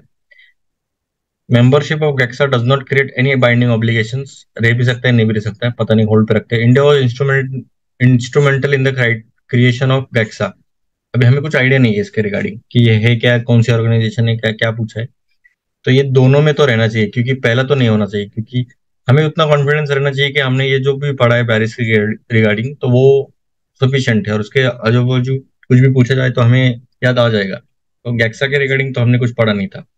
बी और सी में है, मतलब 2 और 3 में हम इस पर रिस्क उठा सकते हैं। आंसर है इसका बी, ठीक है। इन अभी हमें लग सकता है कि इंडिया वो इंस्ट्रूमेंटल रहना चाहिए, पर ऐसा जरूरी नहीं कि हर ऑर्गेनाइजेशन, हमें कुछ आइडिया नहीं रहेगा तो हमें थोड़ा सा सावधानी बरत के ही इसे अटेम्प्ट करना चाहिए, ठीक है। 36 क्वेश्चन देखते हैं। Which of the following is are the aim or aims of the digital India plan of the government of India. अभी डिजिटल इंडिया प्लान का एम पूछा है, तो एम क्या होना चाहिए, मतलब कोर इनका एम क्या होना चाहिए, तो वो उसके ऊपर ही पूरा ये है। तो क्या क्या होना चाहिए? Formation of India's own internet companies like China did. देखिए थोड़ा नैरो में जा रहा है, क्योंकि हम चाइना के जैसे कंपनीज बनाने का बोल रहे हैं, तो ये एम होना चाहिए डिजिटल इंडिया प्लान का, गवर्नमेंट ऑफ इंडिया का। ये तो नहीं होना चाहिए, पहला तो गलत है। Establish a policy framework to encourage overseas internet multinational corporation that collect big data to build their large data centres within our national geographical boundaries. मतलब हमें ऐसा पॉलिसी फ्रेमवर्क बनना चाहिए जो ओवरसीज जो मल्टीनेशनल कॉर्पोरेशन है वो collect कर सके बिग डाटा, और हमारे यहाँ पे डेटा सेंटर बना सके। तो ऐसा अजीब व गरीब नहीं तो हम चाहेंगे कि हाँ, बाकी की कंपनी आके हमारे इधर डेटा सेंटर खोले। हम तो स्वदेशी मूवमेंट चलाएंगे ना, हमारे कंपनीज को बोलेंगे, और बाहर के कंपनीज को क्यों बोलेंगे हम? तो सेकंड तो गलत ही होना चाहिए। सेकंड गलत, आंसर हो गया बी, सी। मतलब बी, थ्री क्वेश्चन देखिए, बी और थ्री देखिए कैसा लग रहा है। हमें लगेगा थ्री सही है तो हम थ्री मार्क करते हैं, कभी कभी ऐसा भी हो सकता है, माइंडसेट हमारा ऐसा भी चलता है, क्योंकि हम अंडर प्रेशर रहते, हम सिली मिस्टेक्स काफी ज्यादा होने के चांसेस ज्यादा रहते, तो इसलिए हमें थोड़ा सा कैप्टन कूल बन के ही चलना चाहिए। ठीक है, बी, थ्री ओनली आंसर। क्या रहेगा? इसे पढ़ने की जरूरत नहीं थी, क्योंकि हमने अच्छे से एलिमेंट कर दिया है। हमें श्योर शॉट है कि ये सबसे मतलब गलत ही स्टेटमेंट है, तो हमें पढ़ने की भी जरूरत नहीं रहती। ठीक है, connect many of our villages to the internet, bring wifi school public places major tourist centre में। ये तो यही तो मेन मकसद है डिजिटल इंडिया प्लान का, कि सब तरफ इंटरनेट आए, वाईफाई आ जाए। ठीक है, 37 क्वेश्चन देखते हैं। Consider the following pairs. अभी town sometimes mentioned in news और कंट्री दिया है, तो ये टाउन ये कंट्री में है क्या, ये बताना है आपको। करेक्ट पूछा है, तो अलेप्पो सीरिया में है क्या? है। किरकुक यमन में है क्या? नहीं, इराक में है। मोसुल इराक में है। मजार शरीफ अफगानिस्तान में। तो ये मजार शरीफ आपको पता रहेगा, हमने एक रोड बनाया था अफगानिस्तान में, तो वो रिगार्डिंग इसके रिगार्डिंग है। इवन हमने जो पार्लियामेंट है अफगानिस्तान की, हमने ही बनाई है। मेजोरिटी हमने ही डेवलपमेंट किया है अफगानिस्तान का। तो मजार शरीफ भी वहीं पर आता है, इसलिए मैप का थोड़ा सा अच्छा कंट्रोल रहना चाहिए आपके ऊपर। ठीक है, आंसर हो गया 1 और 4। ये दो ही सही है, बाकी दोनों तो गलत है, क्योंकि दोनों इराक में। 30th क्वेश्चन देखते हैं। In the federation establish by the government of India act 1935 residuary powers were given to. अभी रेसिडुअरी पावर्स किसे दिए गए थे 1935 एक्ट के? तो आपने अगर पढ़ा रहेगा कि गवर्नर जनरल तो रहना ही चाहिए, तो फेडरल लेजिस्लेचर नहीं है, प्रोविंशियल नहीं है, प्रोविंशियल गवर्नर भी नहीं है, तो गवर्नर जनरल है। आंसर हो गया बी। स्पेक्ट्रम में भी है, इवन लक्ष्मीकांत में भी है। तो एक्ट्स के रिगार्डिंग हमें अच्छे से पढ़ना चाहिए। 1935 के रिगार्डिंग पूछा है। मेजर मेजर देखिए, 1919 1935 है, फिर 1909 का है। इवन जो चार्टर एक्ट है 33 1833 वाले, 1853। तो ये मेजर मेजर जो चार्टर एक्ट्स, इसके ऊपर अच्छी कमांड रहनी चाहिए, इसमें से कुछ भी पूछ सकते हैं। और ये काफी कंफ्यूजन है, ये काफी कंफ्यूजिंग है, क्योंकि दोनों में थोड़ा सा ज्यादा ओवरलैप दिखने मिलता है, तो इसलिए इसे बारकाई से पढ़िएगा और थोड़ा डिटेल में पढ़िएगा। ठीक है, 39 क्वेश्चन देखते हैं। Consider the following statements. The speaker of the legislative assembly shall vacate his or office if he or she ceases to be a member of the assembly. देखिए, अगर ऐसा बोला गया है कि जो स्पीकर रहते हैं लेजिस्लेटिव असेंबली का, उन्होंने वैकेट करना चाहिए उनका ऑफिस, जैसे वो मेंबर नहीं रहते असेंबली के, तो ये सही स्टेटमेंट है। अभी देखिए गूगल ही कैसे डाला है। Whenever the legislative assembly is dissolved, the speaker shall vacate his or her office immediately। अगर कोई भी लॉजिकल स्टेटमेंट अभी अभी ये आपने पढ़ा, तो आपके माइंड में क्या आ गया कि इन्होंने ऑफिस छोड़ना चाहिए। तो ये आपको ब्रेन वॉश किया पहले स्टेटमेंट में ही, कि आपको ऑफिस छोड़ना चाहिए। और सेकंड स्टेटमेंट में भी यही बोला है कि इसे इमीडिएटली ऑफिस छोड़ना चाहिए जैसे असेंबली डिसॉल्व होते हैं। तो हमें फ्लो फ्लो में लगेगा ये सही है, तो आंसर हम सी मार्क करेंगे, पर ऐसा नहीं है, क्योंकि जब भी वेकेट करने की बात आती है, लेजिस्लेटिव असेंबली अगर डिसॉल्व हो जाती है, तब नेक्स्ट इलेक्शन, जो भी नेक्स्ट इलेक्शन रहता है स्पीकर का, तब तक ये स्पीकर रहते हैं ऑफिस में। तो फटक से ये ऑफिस वेकेट नहीं करते, तो इसलिए सेकंड स्टेटमेंट गलत है, आंसर हो गया ए। और ये कब कब वेकेट करते हैं? तो ये तो है कि एक मेंबर नहीं रहे असेंबली के, या फिर इन्होंने रेजिग्नेशन दे दिया डेप्यूटी स्पीकर को। मतलब स्पीकर और डेप्यूटी स्पीकर एक दूसरे को रेजिग्नेशन, अपना रेजिग्नेशन लेटर दे देते, या फिर एक रिजोल्यूशन पास किया असेंबली ने कि इन्हें निकालना चाहिए, और 14 डेज का नोटिस, एडवांस नोटिस देना पड़ता है, तभी ये स्पीकर वेकेट करते हैं उनका ऑफिस। और ऐसे सिचुएशन में तो नहीं करते। ठीक है, ये आपको पता चल गया रहेगा। 40th क्वेश्चन देखते हैं। Which one of the following reflect the most appropriate relationship between law and liberty. अभी देखिए, काफी ट्रिकी क्वेश्चन था, काफी ज्यादा इस पर चर्चा बिठाई गई थी कि ये होना चाहिए, ये होना चाहिए, क्योंकि इतने क्लोज ऑप्शंस थे कि हमें सही कौन सा है वो पता ही नहीं चल रहा था जब ये क्वेश्चन आया था, उसके बाद डिस्कशन होता है ना पेपर होने के बाद, तो उसके ऊपर ही था। देखिए हम देखते हैं क्वेश्चन, ऑप्शन देखते हैं। If there are more laws there is less liberty. ये क्या बात हुई? हमारे यहाँ भी ज्यादा लॉ है, तो उल्टा ज्यादा लॉ रहेंगे तो ज्यादा लिबर्टी रहती है। तो ऐसा नहीं है। क्यों? क्योंकि हम ज्यादा अच्छे से घूम सकते हैं। अगर कुछ भी ब्रीच हो जाता है तो हम लॉ की तरफ जा सकते हैं, मतलब जज कोर्ट की तरफ जा सकते हैं हम, कुछ भी ब्रीच हो गया तो। कैसा हो सकता है? अगर लॉज ही नहीं तो लिबर्टी नहीं रह सकती। ये स्टेटमेंट थोड़ा सा सही की तरफ जाता है, क्योंकि अगर कोई लॉ ही नहीं रहा तो लिबर्टी कैसी रहेगी? क्योंकि हम लिबर्टी एंजॉय भी नहीं कर सकते ना। तो ये थोड़ा सा स्टेटमेंट चांसेस है सही होने के। If there is liberty laws have to be made by the people. ये कैसा वियर्ड स्टेटमेंट है? अगर लिबर्टी है तो जो लॉ है वो पब्लिक द्वारा ही बनाए जाएंगे, तो ऐसा तो नहीं है। सी तो गलत है, पहला भी गलत है। तो बी और डी देखते हैं हम अभी। If laws are change too often liberty is in danger. ये भी थोड़ा बहुत सही लग रहा है, क्योंकि अगर बार बार हमें लॉ चेंज करने पड़ रहे हैं तो लिबर्टी थोड़ा सा डेंजर में रहती है, तो ऐसा जरूरी नहीं है। तो फोर्थ तो गलत है, आंसर हो गया बी। तो consider the following statements. No criminal proceedings shall be instituted against the governor of a state in any court during his term of office. अगर आपने लक्ष्मीकांत अच्छे से पढ़ा रहेगा तो ये तो सही स्टेटमेंट है। इसमें कुछ ऐसा कुछ वियर्डनेस नहीं है, कुछ नहीं, स्ट्रेट फॉरवर्ड है। क्योंकि उनके अगेंस्ट कोई क्रिमिनल प्रोसीडिंग्स नहीं हो सकते जब ये ऑफिस में रहते हैं तब। इवन इनके ऊपर कोई क्रिमिनल भी नहीं हो सकता, मतलब इन्होंने अगर खून भी कर दिया ऑफिस में जेन्युइन रीजन से, तभी भी कुछ नहीं कर सकती क्रिमिनल प्रोसीडिंग्स पर। अभी सेकंड स्टेटमेंट देखते हैं। The emoluments and allowances of the governor of a state shall not be diminished during his term of office. अभी देखिए जो इमोल्यूमेंट्स रहते हैं या फिर अलाउंस रहते हैं, तो उसे डिमोलिश नहीं किया जा सकता। ये आर्टिकल 158 में लिखा है। आपको आर्टिकल जरूरत नहीं है, बस एक रेफरेंस के लिए मैं दे रहा हूँ। और ये आर्टिकल 361 है कि एक प्रोटेक्शन रहता है इनको, और ये कंडीशन रहते हैं गवर्नर के ऑफिस में। तो ठीक है, ये दोनों स्टेटमेंट सही है। तो जो the following statements given are correct पूछा है, तो आंसर हो गया सी। ठीक है, नेक्स्ट क्वेश्चन देखते हैं। द वेल नोन पेंटिंग बनी ठनी बिलोंग्स टू द। अभी देखिए ये कल्चर का क्वेश्चन है, तो इसमें आपको अगर पता रहेगा ये बनी ठनी कहाँ की पेंटिंग है, या मतलब कौन से स्कूल की है, तो आप रिस्क उठा सकते हैं। मतलब आप श्योर शॉट हो तभी आप रिस्क उठाइएगा, वरना आप अगर कुछ भी एलिमिनेशन करने की कोशिश करोगे तो फिर भी आपको डिफिकल्टी हो जाएगी। ठीक है, बूंदी, जयपुर, कांगड़ा, किशनगढ़, तो इसमें से कौन सा आंसर है? आंसर है बनी ठनी, किशनगढ़। किशनगढ़ स्कूल से ये पेंटिंग किया जाता था। बनी ठनी वेल नोन पेंटिंग है ये। ठीक है, 43 क्वेश्चन देखते हैं। What is terminal high altitude area defence third sometimes seen in the news. अब ये काफी चर्चे में था। जब मैंने अटेम्प्ट किया था तो मुझे लगा इजरायली रडार सिस्टम था ये थर्ड। काफी ऐसा, तो शायद कुछ सुर्खियों में रहा रहेगा। पर ये इजरायली रडार सिस्टम नहीं है, बल्कि एक अमेरिकन एंटी मिसाइल सिस्टम है। ठीक है, ये इसका आंसर ये है। इंडिया का नहीं है कुछ, ना ही साउथ कोरिया और जापान का है, तो बस अमेरिका का एक एंटी मिसाइल सिस्टम है। ये न्यूज में था, पर एक आई गेस प्रीवियस ईयर का था। मतलब ये अभी 2018 का है, तो 17 की न्यूज थी ये, तो इसलिए इतना कुछ याद नहीं था। फिर भी रिस्क उठाया था मैंने, और ये गलत भी हो गया था। तो ठीक है, कोई बात नहीं। अगर आपको पता रहेगा तभी आप मार्क कीजिएगा, वरना आप स्किप कर सकते हैं ऐसे क्वेश्चन। ठीक है, इसका आंसर है सी। 44th क्वेश्चन देखते हैं। With reference to cultural history of India, consider the following statements. Most of the Tyagaraja Kritis are devotional songs in praise of Lord Krishna. ठीक है, हमें पता नहीं, ये हो सकता है, नहीं भी हो सकता है। Tyagaraja created several new ragas. अभी देखिए इसमें जो भी ये पर्सनैलिटी रहेगी कल्चरल हिस्ट्री में, तो इन्होंने ज्यादा से ज्यादा रागास तो क्रिएट किए रहेंगे।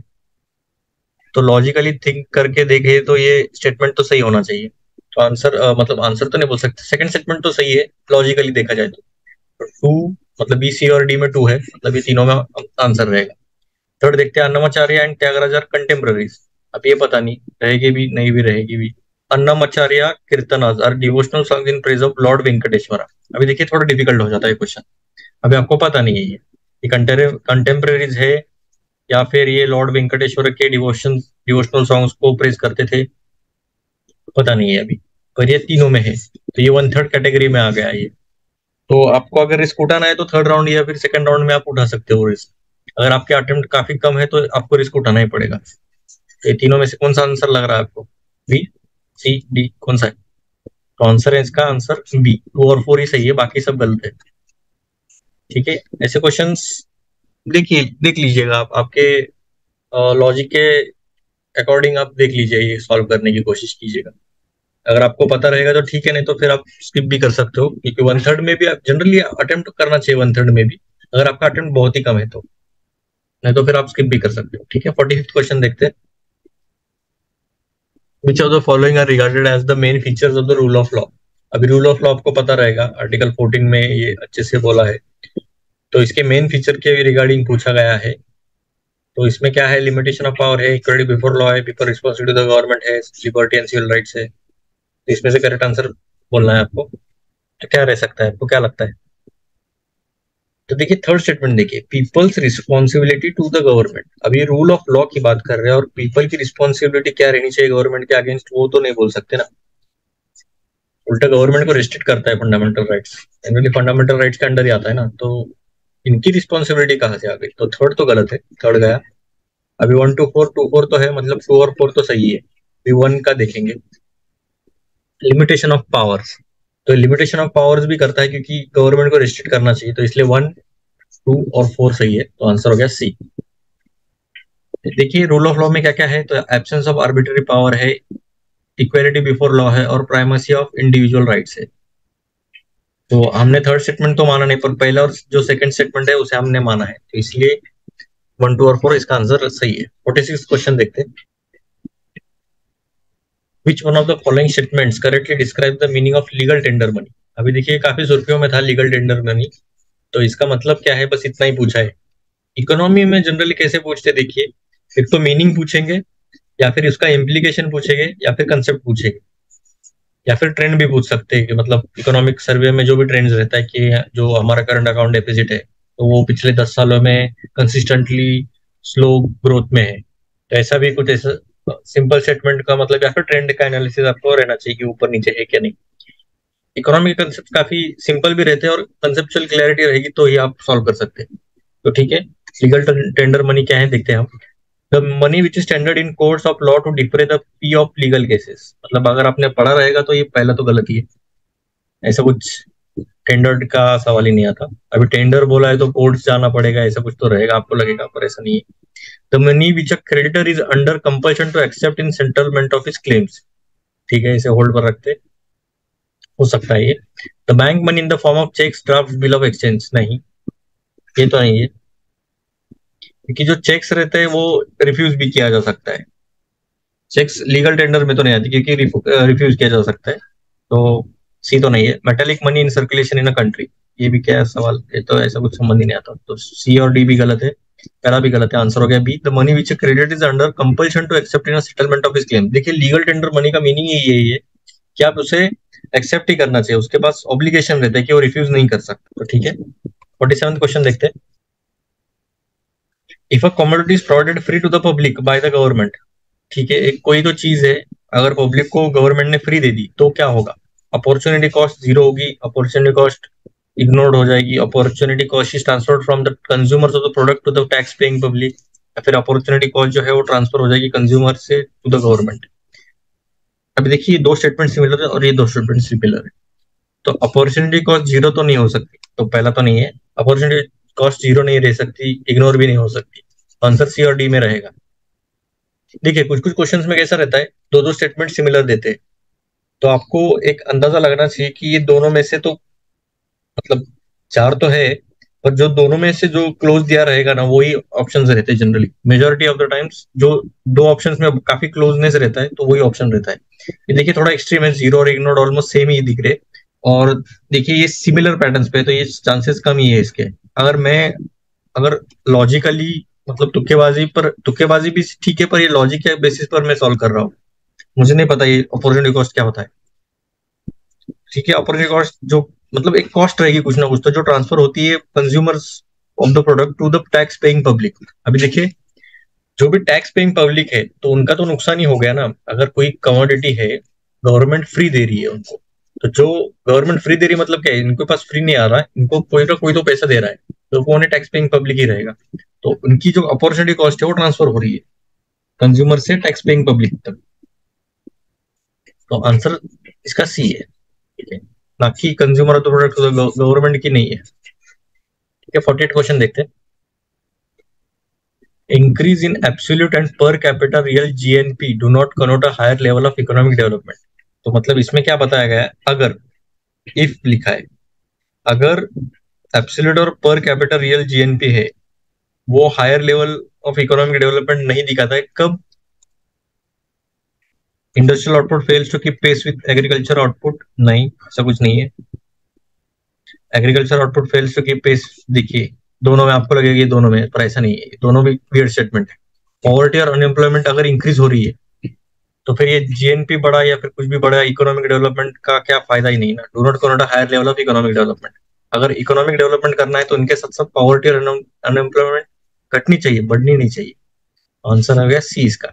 Import grow faster than exports, ठीक है, नहीं इतना कुछ फर्क नहीं पड़ता, पर मेजरली तो यही होना चाहिए। ठीक है, 49th क्वेश्चन देखते हैं। Consider the following statements. Human capital formation as a concept is better explained in terms of a process which enables. देखिए ह्यूमन कैपिटल फॉर्मेशन का कंसेप्ट है ये। देखिए कंसेप्चुअल पर अभी क्वेश्चन पूछा है इन्होंने, और ये भी इकोनॉमिक्स में है, एनसीईआरटी में है ये, इंडियन इकोनॉमिक डेवलपमेंट। तो which of the statements given be above is और आर करेक्ट, पहले ये देखना चाहिए, फिर आपने ये ऑप्शंस पढ़े नहीं पढ़े, ठीक है, इसको सर्कल करना चाहिए कि करेक्ट पूछा है या इनकरेक्ट पूछा है। कैसा होता है, हम जल्दबाजी में ये सब पढ़ लेते हैं और फिर हम ये थोड़ा निग्लेक्ट ही करते हैं, सीधा ऑप्शंस की तरफ जाते हैं, क्योंकि हमारे पास टाइम प्रेशर रहता है, तो उसमें और ज्यादा गलतियां होने के चांसेस ज्यादा रहती है। तो पहला है individuals of a country to accumulate more capital, ये ह्यूमन कैपिटल फॉर्मेशन का मीनिंग हो सकता है क्या कि बस कैपिटल ज्यादा रहना चाहिए? तो ऐसा तो नहीं है, स्ट्रेट फॉरवर्ड नो।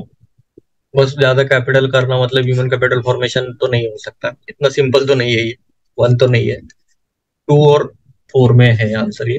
तो थर्ड स्टेटमेंट देखने की भी जरूरत नहीं है। Increasing knowledge skill levels capacities of the people of the country, ठीक है, दो तो है, देखिए ये मीनिंग हो सकता है, क्योंकि ह्यूमन कैपिटल मतलब बस कैपिटल का नहीं है। और एक्यूमुलेशन ऑफ टेंजिबल, टेंजिबल मतलब क्या, जो हम छू सकते हैं, किसी भी चीज को छू सकते हैं, जैसे कि मनी हो गया, कैश हो गया, तो वो टेंजिबल वेल्थ। पर इसके साथ साथ इनटेंजिबल वेल्थ बोले कि मतलब क्या, तो नॉलेज आ गया, मतलब उसे छू नहीं सकते, स्किल लेवल्स आ गए, कैपेसिटी आ गई पीपल की, उसके साथ इंटेंजिबल वेल्थ भी आना चाहिए। तो आंसर हो गया 49 का सी। अगर स्ट्रेट फॉरवर्ड अगर ये देखा जाता था कि ह्यूमन कैपिटल क्या रहेगा, तो मोर कैपिटल और एक्यूमुलेशन ऑफ टेंजिबल वेल्थ रहेगा, और ये भी इंटेंजिबल वेल्थ रहेगा, तो ये रहना चाहिए था। फिर ये तो काफी इंपॉर्टेंट एस्पेक्ट है ह्यूमन कैपिटल, तो ये तो रहना ही चाहिए, इसलिए आंसर हो गया सी। ठीक है, 50th क्वेश्चन देखते हैं, last question. Despite being a high saving economy, capital formation may not result in significant increase in output due to। अभी देखिए हमारी हाई सेविंग इकोनॉमी भले ही रहने चाहिए, भले ही रही हो, पर कैपिटल फॉर्मेशन जरूरी नहीं कि ये रिजल्ट करता है अगर आउटपुट में इंक्रीज हो गया, क्योंकि वीक एडमिनिस्ट्रेटिव मशीनरी की वजह से तो नहीं, इलेक्ट्रिसिटी की वजह से नहीं, हाई पॉपुलेशन डेंसिटी की वजह से नहीं, मतलब ये तीन तो नहीं है, हाई कैपिटल आउटपुट रेशियो की वजह से ये इंक्रीज इन आउटपुट हो गया।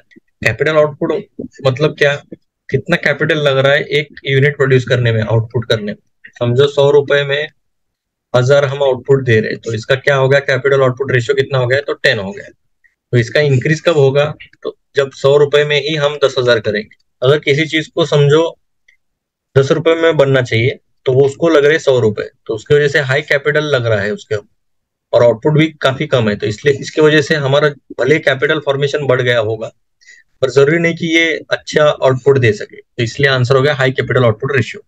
इसका रीजन क्या है, तो हाई कैपिटल आउटपुट रेशियो, ना कि पॉपुलेशन, ना ही लिटरेसी, ना ही वीक एडमिनिस्ट्रेटिव मशीनरी। तो ठीक है, after the Santhal uprising subsided, what was or were the measures taken by the colonial government। अभी देखिए आपको अगर पता रहेगा तो संथाल अपराइजिंग है मतलब संथाल रिवोल्ट हो गया था, उसके पीछे काफी सारे रीजंस थे, पर एक रीजन था कि ये काफी फोर्सफुल, इनके जो एरियाज थे संथाल के, तो उनके एरियाज में इंक्रोचमेंट कर रहे थे ब्रिटिशर्स, और उसके जैसे इन्होंने एक रिवोल्ट किया था। तो उस रिवोल्ट के बाद, मतलब जब ये रिवोल्ट को सप्रेस किया गया या फिर खत्म हो गया ये रिवोल्ट, तो उसके बाद उन्होंने क्या मेजर्स लिए कॉलोनियल गवर्नमेंट ने, तो उसके रिगार्डिंग ये क्वेश्चन है। तो पहला है the territories called the Santhal Parganas were created, ठीक है, तो ऐसा कर सकते हैं क्योंकि जो जो अभी इनको काफी सारी दिक्कतें झेलनी पड़ी, तो उसके वजह से इन्होंने ये टेरिटरी डिफाइन किया रहेगा कि ये संथाल परगना का रीजन रहेगा, तो ठीक है ये हो सकता है। It became illegal for a Santhal to transfer land to a non Santhal. अभी देखिए अगर कोई संथाल नॉन संथाल को लैंड देता है, मतलब तो वो आउटसाइडर्स अंदर आ सकते हैं, उन्हें आउटसाइडर्स ये बोलते थे डिक्कूस, तो वो अंदर आ सकते थे, और उसकी वजह से और इनका जो ब्रिटिश गवर्नमेंट का जो शासन था, तो उसमें और डिफिकल्टी हो सकती थी, क्योंकि अगर बाहर के लोग आ गए तो वो काफी एजुकेटेड भी हो सकते थे और उनको और दिक्कतें झेलने सकती थी। तो इसलिए उन्होंने क्या किया, तो इनका एक इलीगली बना दिया कि आप संताल हो तो आप किसी नॉन संताल को नहीं दे सकते, सिर्फ संताल टू संताल दे सकते हो। तो क्या लगता है आपको, दोनों सही है? तो आंसर इसका दोनों सही है। ठीक है, आंसर हो गया सी। तो ये 8th स्टैंडर्ड के एनसीईआरटी में मिलेगा आपको, संथाल अपराइजिंग, तो उसमें आप पढ़ सकते हो, संथाल परगनास का भी उसमें लिखा हुआ आपको पाया जाएगा। ठीक है, 52nd क्वेश्चन देखते हैं हम। Economically one of the results of the British rule in India in the 19th century was, अभी देखिए इकोनॉमिकली पूछा है, और उसमें से क्या रिजल्ट हो सकता है ब्रिटिश रूल का 19th सेंचुरी में, टाइम फ्रेम दिया है, इकोनॉमिकली पूछा है, और ब्रिटिश रूल का इम्पैक्ट पूछा है कि क्या हो सकता है 19th सेंचुरी में। तो उसके जैसे क्या हो सकता है, increase in the export of the Indian handicraft. तो इंडियन हैंडीक्राफ्ट काफी हद तक इनका पूरा जो एक्सपोर्ट मार्केट था पूरी तरह से नष्ट किया गया था, क्योंकि जो एक्सपोर्ट हो रहा था तो वो सबसे ज्यादा तो इनका एक्चुअली इंपोर्ट कर रहे थे ज्यादातर, और वो ही इसको फर्निश करके एक्सपोर्ट करते थे उनके एरिया में, ब्रिटेन में, और उधर से फिनिश करके मतलब रॉ रॉ मटेरियल्स एक्सपोर्ट करते थे यहाँ से, पर उसकी वजह से इनका इंक्रीज तो नहीं हुआ, ये तो गलत है। फिर growth in the number of Indian owned factories, देखिए इंडियनाइजेशन तो हो ही नहीं सकता, क्यों क्यों मालूम?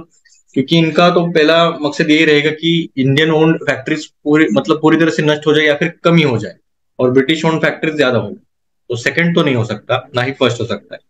कमर्शलाइजेशन ऑफ इंडियन एग्रीकल्चर, इसे थोड़ा होल्ड पे रखते। Rapid increase in the urban population, देखिए ब्रिटिश रूल और rapid increase in the urban population का कुछ संबंध, तालमेल भी नहीं है, तो डी भी गलत है। तो आंसर ऐसा एलिमिनेशन करते हुए भी देखा जाए तो सी है। सी क्यों है? क्योंकि कमर्शलाइजेशन काफी हद तक हो गया था, जैसे आपको पता है कि जो ब्रिटिशर्स थे, जो भी इंडियन एग्रीकल्चर में जितना भी ज्यादा उगाया जाता था तो वो पूरा एक्सपोर्ट करते थे, और उसके वजह से वो कैश क्रॉप्स वगैरह इनका कंसेप्ट आने लग गया था, जैसे टी हो गया, इंडिगो हो गया। तो अलग अलग कमर्शियल क्रॉप्स भी का उनकी जो नीड्स थी तो वो काफी ज्यादा बढ़ गई थी, तो इसलिए कमर्शलाइजेशन हो गया था इंडियन एग्रीकल्चर में। तो इसकी वजह से ये आंसर हो गया 52 का सी। ठीक है, 53 देखते हैं हम। If the president of India exercises power as provided under article 356, देखिए प्रेसिडेंट ऑफ इंडिया, अगर आर्टिकल 356 सबको पता रहेगा तो ये इमरजेंसी के regarding of the constitution respect of a particular state emergency है। तो क्या हो सकता है? तो the assembly of the state is automatically dissolve, automatically तो नहीं हो सकता, तो ये तो नहीं। The power of the legislature of that state shall exercisable by और under the authority of parliament of India, ये हो सकता है। Article 19 is suspended in that state. The president can make laws relating to that state. देखिए ये दोनों में काफी सिमिलैरिटी दिख रही है आपको, बी और डी में, क्योंकि इसमें लिखा गया है कि हाँ प्रेसिडेंट लॉज बना सकता है उस स्टेट के रिगार्डिंग जिस स्टेट में ये इमरजेंसी लागू की गई है। और इन्होंने देखिए इनडायरेक्टली पूछा कि आर्टिकल 356, मतलब आपको एक थोड़ा तो आइडिया रहना चाहिए कि 356 आर्टिकल क्या है, और कुछ कुछ मेजर आर्टिकल्स ही है जो काफी इंपॉर्टेंट है। तो ये स्टेट इमरजेंसी है, स्टेट इमरजेंसी आपको पता रहेगा कि कोई भी हाउस अगर प्रेजेंट नहीं रहेगा और उसमें अगर गवर्नर ने ऑर्डिनेंस पास कर दिया कि हमारा हाउस वर्किंग में नहीं है, तो प्रेसिडेंट ये सीधा स्टेट इमरजेंसी लागू कर सकता है। मतलब गवर्नर ने किसी भी तरह बोल दिया कि इनकी गवर्नरी जो गवर्नमेंट है वो फंक्शन नहीं कर रही ठीक से, तो उसकी वजह से ये सीधा आर्टिकल 356 लागू हो सकता है। तो इसमें क्या है, ऑटोमेटिकली तो डिसॉल्व नहीं होती है, पहला तो नहीं है। और ये जो है, और ये देखिए article 19 is suspended in that state, नहीं वैसा भी नहीं है कुछ। तो प्रेसिडेंट लॉज बना सकते हैं क्या? तो नहीं, वो सिर्फ अप्रूव कर सकते हैं, लॉज बना नहीं सकते। तो आंसर हो गया कि जो लेजिस्लेचर की जो पावर रहती है स्टेट लेजिस्लेचर की, वो पार्लियामेंट पूरा एक्सरसाइज करेगी। आंसर हो गया बी। ठीक है, 54 देखते हैं क्वेश्चन।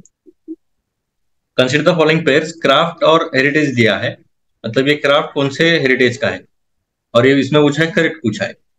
तो ये पूरा फैक्चुअल है और आर्ट एंड कल्चर का है क्वेश्चन, ये आपको अगर पता रहेगा तो ही आप मार्क कीजिएगा, वरना स्किप कर सकते हो ऐसे कुछ।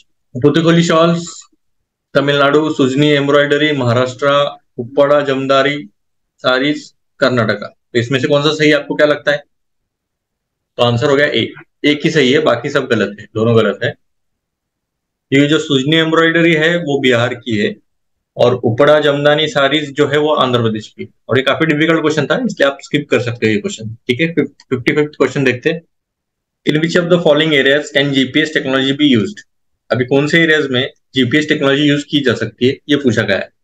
तो मोबाइल फोन ऑपरेशन, हाँ। बैंकिंग ऑपरेशन, बिल्कुल। कंट्रोलिंग द पावर ग्रिड्स, ये भी हो सकता है। तो आंसर क्या हो गया 55 का डी। मतलब देखिए, जो साइंस टेक के क्वेश्चंस होते हैं जनरली, उसकी जो एप्लीकेशन पार्ट होता है, मेजोरिटी ऑफ द टाइम्स उसका आंसर मतलब ऑल ऑफ द अबव ही रहता है। कुछ कुछ ऐसा ऑप्शन देते थे कि जो थोड़ा सा वियर्डनेस लगने लगता है हमें कि ये हो नहीं सकता है। पर ब्रॉडर पर्सपेक्टिव में अगर देखा जाए तो ये ज्यादातर ऑप्शंस इसके सही होते हैं। तो ठीक है, 56 क्वेश्चन देखते हैं। Consider the following statements. The reserve bank of India manages and services government of India securities but not any state government securities. तो इसमें ये बोला गया है कि जो आरबीआई है वो मैनेज करती है जो गवर्नमेंट ऑफ इंडिया के सिक्योरिटी और ना स्टेट गवर्नमेंट की सिक्योरिटीज। तो पहला आपको क्या लगता है, सही रहेगा कि गलत रहेगा? क्योंकि आरबीआई एक तो बहुत बड़ी बॉडी है इंडिया में, जो मॉनिटरी डिसीजंस लेती रहती है, मतलब इन्फ्लेशन वगैरह कंट्रोल करने में। और ये बोला जाता है कि इनकी जो सिक्योरिटीज है सिर्फ गवर्नमेंट ऑफ इंडिया की सिक्योरिटी लेती है या फिर मैनेज और सर्विसेज देती है, बल्कि और ये स्टेट गवर्नमेंट की सिक्योरिटीज नहीं लेती या फिर मैनेज करती है। तो ऐसा हो सकता है कि आपको क्या लगता है? तो नहीं, ऐसा नहीं हो सकता। तो क्योंकि दोनों भी ले सकती है, इसलिए पहला तो गलत है। टू और थ्री, थ्री तो सही है, मतलब थ्री को देखने की जरूरत नहीं है क्योंकि थ्री इसमें है। इसलिए इसमें इतना टाइम वेस्ट नहीं करना चाहिए कि ये सही है कि गलत है, इसमें नहीं करना चाहिए क्योंकि इसमें दिया है कि थ्री सही है तो थ्री सही ही रहेगा। अभी सेकंड स्टेटमेंट में पूरा क्वेश्चन रिवॉल्व करता है। Treasury bills are issued by the government of India and there are no treasury bills issued by the state governments. तो क्या लगता है आपको, सही होना चाहिए? तो जो सेंट्रल गवर्नमेंट है वो इशू कर सकता है दोनों ट्रेजरी बिल्स और बॉन्ड्स या फिर डेटेड सिक्योरिटीज कहा जाता है। पर जो स्टेट गवर्नमेंट्स होते हैं तो वो सिर्फ बॉन्ड्स कर सकते हैं या फिर उसे बोला जाता है डेटेड सिक्योरिटीज, तो उतना ही कर सकते हैं। इसे एसडीएल्स भी कहा जाता है जो कि रहता है स्टेट डेवलपमेंट लोन्स। और जो ट्रेजरी बिल्स रहते हैं वो शॉर्ट टर्म डेप्ट इंस्ट्रूमेंट्स रहते हैं जो कि इशू किया जाता है गवर्नमेंट ऑफ इंडिया द्वारा। और प्रेजेंटली जो है उनका 91 डे या फिर 182 डेज या फिर 364 डेज के लिए ये दिया जाता है। और जो ट्रेजरी बिल्स होते हैं वो उनका ऑफर इशू किया जाता है at a discount from the par value, मतलब जो जो भी वैल्यू रहेगी तो उससे डिस्काउंट करके ही उन्हें इशू किया जाता है। तो यही तो सही है, इसलिए पहला गलत है। हाँ सॉरी, हाँ पहला गलत है, तीसरा सही है और दूसरा भी सही है क्योंकि स्टेट गवर्नमेंट इशू नहीं कर सकता ट्रेजरी बिल, इसलिए आंसर हो गया सी।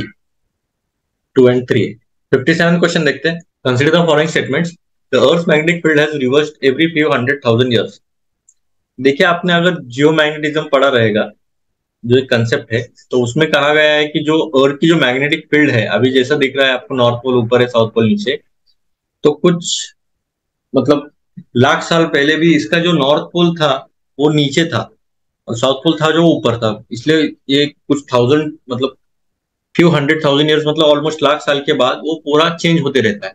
तो इसलिए रिवर्स एवरी फ्यू 100,000 ईयर्स, ये तो सही है। तो पहला तो सही है। When the second स्टेटमेंट देखते हैं। When the Earth was created more than 4,000 million years ago, there was 54% oxygen and no carbon dioxide। देखिए, जो अभी 4,000 मिलियन ईयर्स की बात कर रहे हैं, मतलब ये कितना रहेगा? तो तब अगर देखा जाए तो कार्बन डाइऑक्साइड था, मीथेन था, वाटर वेपर था, कार्बन मोनोऑक्साइड था, नाइट्रोजन था, हाइड्रोजन था। तो सिर्फ ऐसा नहीं हो सकता कि कार्बन डाइऑक्साइड नहीं रहेगा, सिर्फ ऑक्सीजन रहेगा। तो ये भी गलत है, सेकंड गलत है। आंसर ए और सी में। थ्री देखते हैं। When living organisms originated, they modified the early atmosphere of the earth। आपको क्या लगता है, ये सही होना चाहिए? तो जो अर्ली एटमॉस्फेयर की बात कर रही है, बाद में का एटमॉस्फेयर तो ऑर्गेनिजम्स ने किया ही है मॉडिफाई, पर जो अर्ली एटमॉस्फेयर था वो सोलर विंड्स की वजह से हो गया था मेजरली इम्पैक्ट। तो पहले के वजह से तो नहीं हो सकता, मतलब लिविंग ऑर्गेनिजम्स की वजह से तो नहीं हो सकता अर्ली एटमॉस्फेयर। और जो पहला नॉन सेल्युलर फॉर्म था लाइफ का, वो ओरिजिनेट हो गया था 3 बिलियन साल पहले। तो जो पहला अर्ली एटमॉस्फेयर था वो, उसमें तो ऑक्सीजन की लेवल तो ऑलमोस्ट नेग्लिजिबल ही था। तो इसलिए लाइफ का जो होना था वो ऑलमोस्ट अनएरोबिक ही रहे, तो इसकी वजह से तो थर्ड स्टेटमेंट गलत ही है। थर्ड स्टेटमेंट गलत, आंसर हो गया ए। देखिए, पूरा रिवॉल्व कर रहा था थर्ड स्टेटमेंट पे। ये स्टेटमेंट आपको पता ही होनी चाहिए। अगर सेकंड स्टेटमेंट पता हो नहीं हो तो भी चलेगा, पर थर्ड स्टेटमेंट पता होनी चाहिए थी। मतलब ये सही है या गलत, तो इसलिए इसका आंसर हो गया ए। 58 क्वेश्चन देखते हैं। The terms WannaCry, Petya, EternalBlue sometimes mention in the news recently are related to. अभी देखिए, जो टर्म्स थे वो काफी चर्चे में किसके रिगार्डिंग थे? Exoplanet, crypto currency, cyber attack, mini satellites. तो आपको पता रहेगा कि वन अक्रा क्या रहेगा। तो ये सॉफ्टवेयर अटैक हो गया था पूरा, आपको पता रहेगा। तो साइबर अटैक्स के रिगार्डिंग आपको लगेगा कि क्रिप्टो करेंसी के रिगार्डिंग भी हो सकता है, पेट्या वगैरह आपने सुना रहेगा। तो नहीं, ये वाना कराई से आपको पता होना चाहिए कि ये साइबर अटैक था। ठीक है, 59 क्वेश्चन देखते हैं। ये पूरा करंट बेस्ड था, तो इसमें कुछ ऐसा अलग से एनालिसिस करने की जरूरत नहीं है। 59 क्वेश्चन देखते हैं। With reference to the circumstances in Indian agriculture, the concept of conservation agriculture assumes significance। ठीक है, कंजर्वेशन एग्रीकल्चर का एक इंपॉर्टेंस तो है। Which of the following fall under the conservation agriculture, मतलब क्या इसमें से क्या फॉल हो सकता है, मतलब जो कंजर्वेशन कर सकता है एग्रीकल्चर का, तो कौन से प्रैक्टिसेस हो सकते हैं। तो अवॉइडिंग द मोनोकल्चर प्रैक्टिसेस, क्या लगता है आपको, सही है। ठीक है, होल्ड पे रखते हैं। अडॉप्टिंग द मिनिमम टिलेज, ठीक है। Avoiding the cultivation of plantation crops, ठीक है। Using crop residues to cover soil surfaces, हो सकता है। Adopting spatial and temporal crop sequencing, crop rotations. देखिए, फिफ्थ तो होना चाहिए, क्योंकि जो टेम्पोरल और क्रॉप सीक्वेंसिंग रोटेशन से तो वो अडॉप्ट होनी ही चाहिए, तो फिफ्थ तो होना ही चाहिए, मतलब बीसी और डी में रहेगा।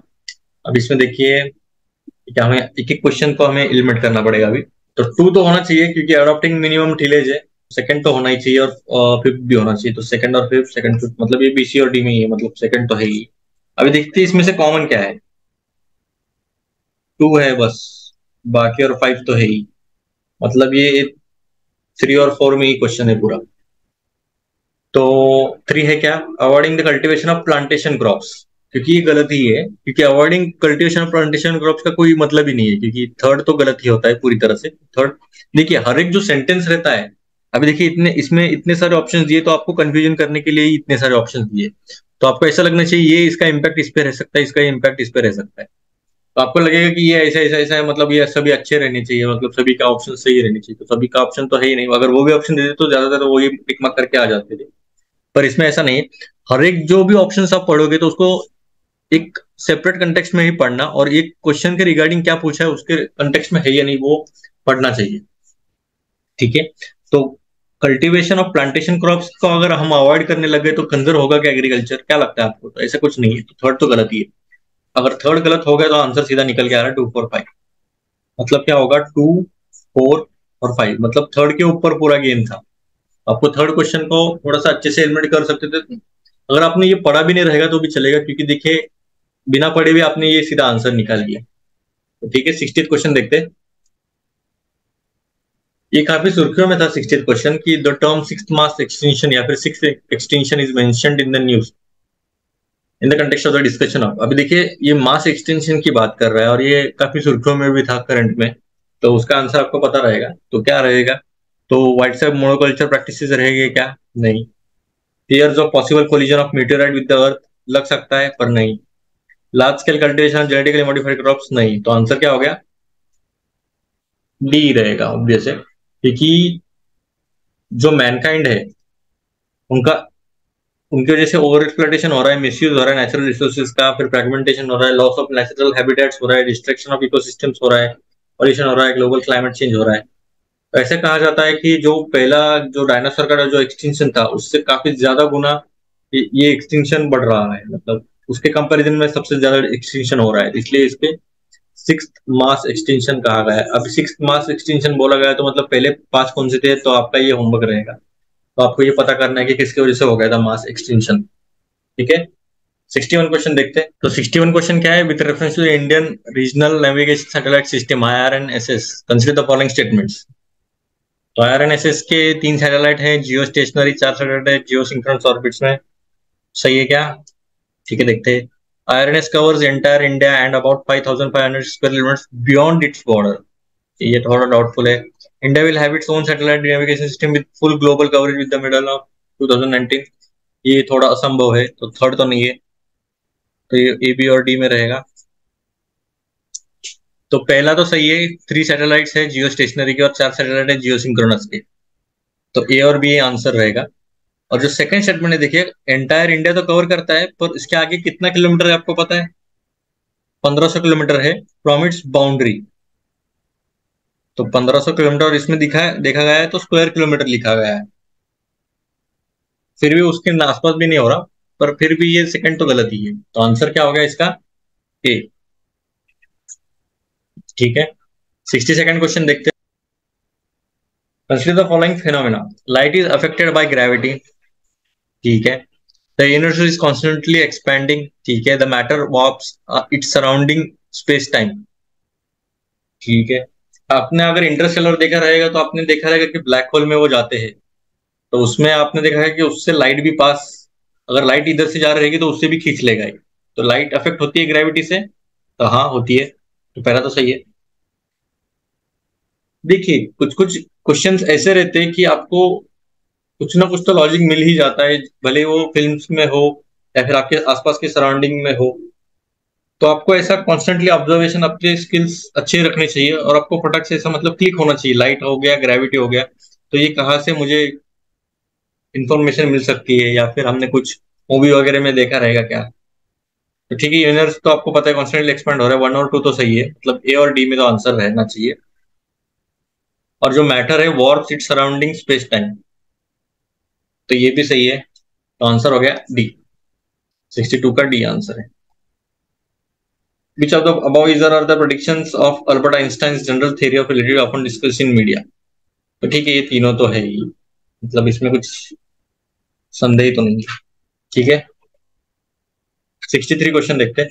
With reference to genetically modified mustard, GM mustard developed in India, consider the following statements। अभी GM mustard के रिगार्डिंग ये पूरा क्वेश्चन है। तो GM mustard has the genes of a soil bacterium that give the plant the property of pest resistance to a wide variety of pests। क्या लगता है आपको, ये सही रहना चाहिए क्या नहीं? तो ठीक है, इसे हम होल्ड पे रखते हैं। तो इसमें कुछ है करेक्ट, ठीक है। GM mustard है the genes that allow the plant cross pollination and hybridization, तो ये तो होना चाहिए। तो इसमें कुछ ऐसा, जीएम का तो वही काम होता है, जेनेटिकली मॉडिफाइड, मतलब यही हो गया कि क्रॉस पोलिनेशन कर सकते हैं और हाइब्रिडाइज कर सकते हैं। सेकंड तो होना चाहिए, तो ये बी, सी और डी में रहेगा। GM mustard has been developed jointly by the AIRI Punjab agriculture university, पता नहीं, ये थोड़ा डिफिकल्ट साइड में आता है क्वेश्चन।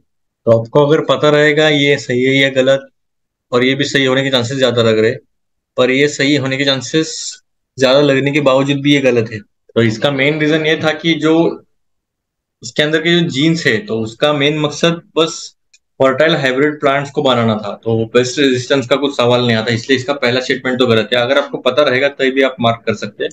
ये सेकंड थर्ड तो गलत ही है, ये पंजाब और एग्रीकल्चर ने नहीं बनाया है, तो इसे बनाया गया है साइंटिस्ट द्वारा दिल्ली यूनिवर्सिटी के, और पार्ट फंडेड किया है डिपार्टमेंट ऑफ बायोटेक्नोलॉजी ने। तो इसके वजह से ये थर्ड भी स्टेटमेंट गलत होता है, थर्ड स्टेटमेंट गलत है, मतलब बी आंसर हो गया।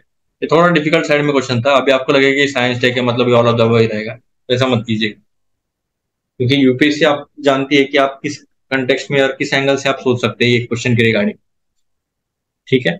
64th क्वेश्चन देखते हैं। Consider the following pairs terms sometimes in seen in news और कंटेक्स्ट और टॉपिक, ठीक है। ये बेलेटो एक्सपेरिमेंट किसके रिगार्डिंग है? Blockchain technology, digital crypto currency के regarding, CRISPR Castner, particle physics. देखिए आपको पता रहेगा क्रिस्पर कैसनर पार्टिकल फिजिक्स तो नहीं रह सकता, थर्ड गलत आंसर हो गया सीधा बी। देखिए आपको अगर एक भी पता रहेगा तो भी आंसर सीधा निकल सकता है, आप भले आपको ये पहले दो पता हो या ना हो, इसलिए कभी भी आप पहले दो या तीन स्टेटमेंट अगर या फिर चार स्टेटमेंट का हो गया समझो रहेगा क्वेश्चन, तो पहले दो पढ़ोगे, हाँ मुझे नहीं आता छोड़ो स्किप करेंगे। ये जल्दबाजी में ऐसा नहीं करना चाहिए, पूरा क्वेश्चन अच्छे से पढ़ना चाहिए, और ये करेक्टली पूछा है।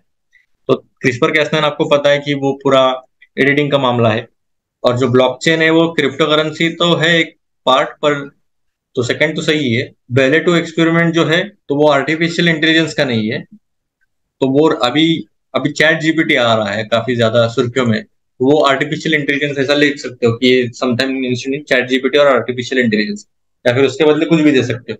आपको पता होना चाहिए कि वो आर्टिफिशियल इंटेलिजेंस है, एआई है, तो इसकी वजह से ये तो पहला तो बेले टू एक्सपेरिमेंट जो है वो एक इलेक्ट्रॉन पॉजिट्रॉन कॉरिडोर का रिगार्डिंग था ये, तो वो तो बेलेटो एक्सपेरिमेंट इसके रिगार्डिंग, मतलब पार्टिकल फिजिक्स बोल सकते हो आप, ये इसके रिगार्डिंग था, ठीक है।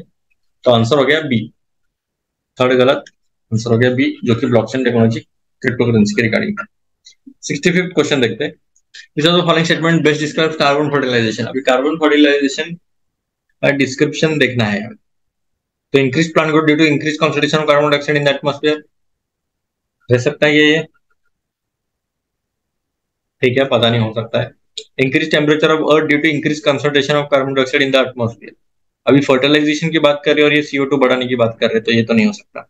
Increase acidity of ocean as a result of increase concentration of carbon dioxide in the atmosphere. नहीं, ऐसा भी नहीं है, क्योंकि एसिडिटी बढ़ने से क्या कॉन्सेंट्रेशन बढ़ जाएगा क्या? बढ़ सकता है, पर इसका कंटेक्स्ट तो नहीं है। ये हो सकता है। Adaptation of all living beings on Earth to the climate change brought about by the increased concentration of carbon dioxide in the atmosphere। ये भी weird सा स्टेटमेंट है, तो इसलिए आंसर क्या हो गया? Increase plant growth due to increase concentration of carbon dioxide in the atmosphere.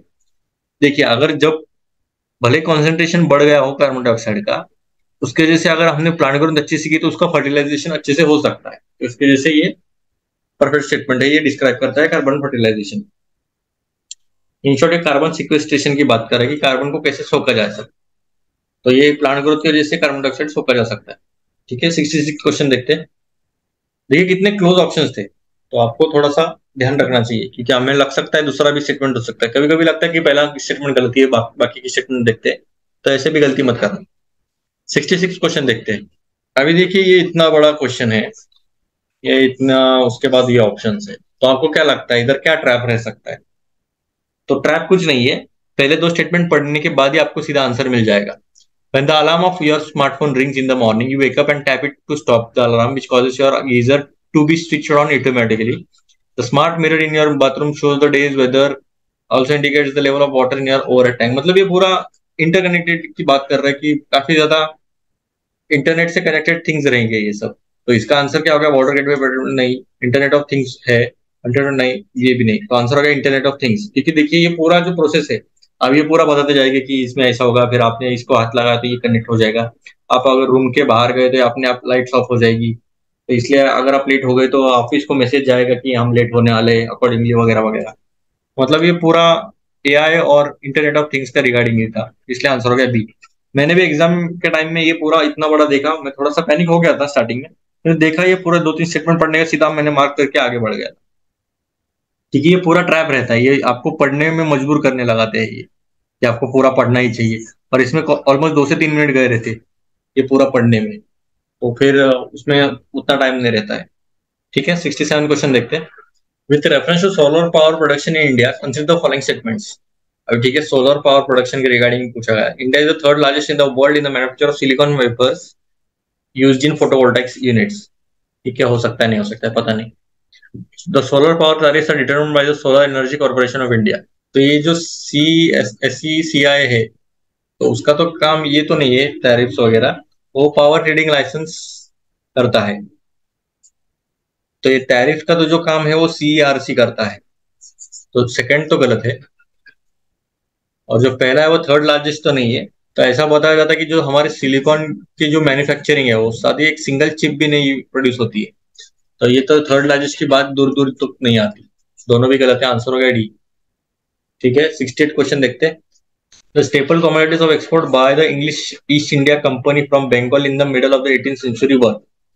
अभी देखिए क्या क्या एक्सपोर्ट किया जाता था British East India company Bengal से क्या एक्सपोर्ट किया जा सकता है? तो ये क्वेश्चन है पूरा, इधर रिवॉल्व करता है, और 18th सेंचुरी टाइमलाइन दिया है। बंगाल और 18th सेंचुरी आपको थोड़ा सा हाईलाइट में रख। तो वहां से क्या क्या एक्सपोर्ट हो सकता है? तो देखिए, अगर आपने अच्छे से एनसीईआरटी पढ़ी रहेगी तो आपको पता है सॉल्ट पीटर था। सॉल्ट पीटर था, तो अगर देखिए दूसरे इसमें सॉल्ट पीटर है क्या? तो नहीं है। तो, तो आंसर तो यही हो गया, पर हम देखते दूसरे भी। गोल्ड हम एक्सपोर्ट करेंगे क्या बंगाल से? तो चांसेस बहुत कम है। सिल्वर भी नहीं हम कर सकते, गोल्ड गोल्ड और सिल्वर तो नहीं कर सकते, तो सी तो गलत है। Sugar, salt, zinc, lead, chances कम है कि जिंक और लेड कर सकते हैं हम वहां से। रॉ कॉटन की तो सवाल ही नहीं आता। ऑयल सीड्स, ओपीएम तो नहीं है। तो ए, बी और सी तो नहीं है, तो आंसर हो गया डी, क्योंकि कॉटन, सिल्क, सॉल्ट पीटर है। सॉल्ट पीटर मतलब क्या है? ये पोटेशियम नाइट्रेट है। और ओपीएम, ओपीएम क्यों? क्योंकि चाइना वगैरह ये सप्लाई करना चाइना के लिए था ये अच्छे से, मतलब उनके लिए अच्छा मार्केट था। तो ठीक है, 69 क्वेश्चन देखते हैं। इवन टी भी था। ठीक है, 69 क्वेश्चन देखते हैं। Which one of the following is a very significant aspect of the Champaran Satyagraha. अभी चंपारण सत्याग्रह की रिगार्डिंग पूछा है। अभी चंपारण कब हुआ था? तो आप ये याद रखिए, किक, चंपारण, ये मुझे बता दीजिएगा, और खेड़ा, अहमदाबाद मिल स्ट्राइक और खेड़ा, ये तीन अच्छे मूवमेंट थे जहां पे गांधी जी को सक्सेस मिली थी। चंपारण उसमें से पहला था। तो उसमें क्या है सिग्निफिकेंट एस्पेक्ट, क्या है इसमें? Active all India participation of lawyer, student, women in the national movement. ठीक है। Active movement involvement of Dalit tribal communities of India in the national movement, ठीक है। Joining of peasant unrest to India national movement, ये काफी बड़ा significant aspect, अभी significant aspect पूछा है, वेरी सिग्निफिकेंट एस्पेक्ट, मतलब काफी इंपॉर्टेंट है ये। अगर आपने पढ़ा रहेगा तो चंपारण जो सत्याग्रह था, तो वो प्रोटेस्ट था अगेंस्ट द इनजस्टिस, जो इनजस्टिस फार्मर्स के अगेंस्ट हुआ गया था। जो चंपारण डिस्ट्रिक्ट है बिहार में, तो उसके रिगार्डिंग था ये पूरा प्रोटेस्ट। तो उसके जैसे जो पेजेंट थे, मतलब जो फार्मर्स थे, तो उनका अनरेस्ट के वो भी ज्वाइनिंग, उनका ज्वाइनिंग काफी इंपॉर्टेंट था ये इसमें। उसके जैसे सी तो होना ही चाहिए। Drastic decrease in the cultivation plantation crops and commercial crops, कुछ तालमेल ही नहीं है सब चंपारण सत्याग्रह का और इसका। आंसर हो गया सी। हमें ये पहले दो में से लग सकता है, पर आंसर है सी। देखिए कितना ब्रेन वॉश किया है। आपको लगेगा कि किसका तो पार्टिसिपेशन रहेगा, इसके वजह से ये सिग्निफिकेंट एस्पेक्ट होता है, पर मेन कंटेक्स्ट तो पेजेंट अनरेस्ट का ही था, ज्वाइनिंग का। तो कभी कभार आप क्या कीजिएगा, नीचे से ऊपर ऑप्शन पढ़ने की कोशिश कीजिएगा। ठीक है, 70th क्वेश्चन देखते हैं। Who among the following were the founders of the Hind मजदूर सभा? अभी हिंद मजदूर सभा आपने पढ़ा रहेगा तो ठीक, आपको अगर उसके फाउंडर्स याद आते रहेंगे तो ठीक है, नहीं तो आप स्किप, सीधा तरह स्किप कर सकते हो, क्योंकि ऑप्शन देख के आपको पता चल जाएगा। तो B Krishna Pillai, M S George, ठीक है, Jayaprakash Narayan, Deendayal Upadhyaya, M N Roy, CP Ramaswami Iyer, K Kamaraj, Veeresalingam Pantulu, Ashok Mehta, T S Ramanujan, GG Mehta. तो इसमें से कौन सा लगता है आपको हिंद मजदूर सभा के रहेंगे? अभी देखिए कुछ कुछ का लॉजिक, अभी यहाँ पे थोड़ा सा लॉजिक लगा सकते हो, क्योंकि जो पिल्लई वगैरह रहेंगे, मतलब जो भी हिंद मजदूर सभा के रहेंगे, तो वो ज्यादातर तो साउथ के तो नहीं रह सकते। जैसे अय्यर हो गया, पिल्लई हो गए, तो ए और सी तो हम उड़ा मतलब एलिमिनेट कर सकते। बी और डी में देखते, जयप्रकाश नारायण, एम एन रॉय, ये थोड़ा कम्युनिस्ट माइंडसेट में हिंद मजदूर सभा में आने के चांसेस ज्यादा कम ही है, तो बी भी गया। तो इसमें अशोक मेहता, टी एस रामानुजन थोड़ा सा रह सकता है, जीजी मेहता भी हो सकता है। तो हम फिर भी मैं कहूंगा अगर आपको कुछ आइडिया रहेगा तभी आप मार्क कीजिएगा, अगर ऐसा भी कर सकते हो, पर इसमें रिस्क काफी ज्यादा है। अगर आपके अटेम्प्ट कम रहेंगे तो भी आप मार्क करेंगे। ठीक है, आंसर होगा इसका 70 का डी। तो 71 क्वेश्चन देखते हैं। With reference to the religious practices in India the Sthanakvasi sect belongs to. अभी देखिए आर्ट एंड कल्चर का क्वेश्चन है, तो बुद्धिज्म, जैनिज्म, वैष्णविज्म, शैविज्म। तो जनरली जो क्वेश्चंस रहते हैं सेक्ट के regarding, majority of the times तो जैनिज्म बुद्धिज्म से ही निकलते हैं, पर ऐसे कुछ जरूरी नहीं कि दोनों में से ही निकलेगा। तो आपको अगर पता रहेगा तभी आप मार्क कीजिएगा, वरना आप स्किप कर सकते हैं ये भी क्वेश्चन। और जनरली जो, अगर आपको इसको थोड़ा सा डिटेल में पढ़ना है तो एल वैशम की बुक आती है, वंडर्स ऑफ इंडिया, तो उसमें आप पढ़ सकते हैं, दो चैप्टर्स काफी डिटेल में इसमें एक्सप्लेनेशन दिया है, और उसमें से ज्यादातर सवाल इसमें से ही पूछे गए हैं, क्योंकि उससे ज्यादा डिटेल में आप कितना जाओगे। तो ठीक है, तो इसका आंसर क्या लगता है आपको? बुद्धिज्म हो या जैनिज्म या वैष्णविज्म या शैविज्म, किसमें लगता है क्या आंसर रहेगा? तो इसका आंसर है जैनिज्म। तो ठीक है, और ये जो स्थानकवासी सेक्ट है वो श्वेतांबर जैनिज्म में आता है ये। और ये ऐसा मानता है स्थानकवासी कि जो आइडल वर्शिप है वो एक एसेंशियल पार्ट नहीं है सोल प्यूरिफिकेशन का। तो इसका बेसिक कंटेक्स्ट तो यही था। तो ठीक है, 72nd क्वेश्चन देखते हैं, 72। With reference to the cultural history of India consider the following statements. White marble was used in making Buland Darwaza and Khankah at Fatehpur Sikri. होगा नहीं होगा पता नहीं। Red sandstone and marble were used in making Bara Imambara and Rumi दरवाजा eight Lucknow. अगर आपको कुछ आइडिया रहेगा तभी आप मार्क कीजिएगा, वरना ऐसे क्वेश्चन भी आप स्किप कर सकते हो। तो क्या लगता है पहला रहेगा क्या व्हाइट मार्बल यूज किया रहेगा बुलंद दरवाजा? बुलंद दरवाजा में तो थोड़ा बहुत तो है व्हाइट, खनका का पता नहीं है मुझे, फतेहपुर सिकरी में दोनों है, मतलब चांसेस रह सकते ज्यादातर, पर इसका कुछ आइडिया नहीं है फिर भी। पर ये आंसर सही है, पहला तो सही है। रेड सैंडस्टोन और मार्बल यूज किया गया था क्या? तो सेकंड इसमें नहीं है, करेक्ट पूछा है तो आंसर हो गया ए। ये काफी डिफिकल्ट क्वेश्चन था, तो आप, आपके ऊपर है आपको सॉल्व करना है नहीं। पर अगर मेरी बात किया जाए तो मैं दोनों में से एक क्वेश्चन, एक तो चूज कर लेता हूँ, मतलब ए और बी से में से कुछ ना कुछ तो चूज कर ही लेता मैं। ठीक है, 73rd क्वेश्चन देखते हैं। Which one of the following foreign travellers elaborately discussed about diamonds and diamond mines of India? ठीक है, कौन से फॉरेन ट्रेवलर ने ये डिस्कस किया गया था डायमंड और डायमंड माइंस का?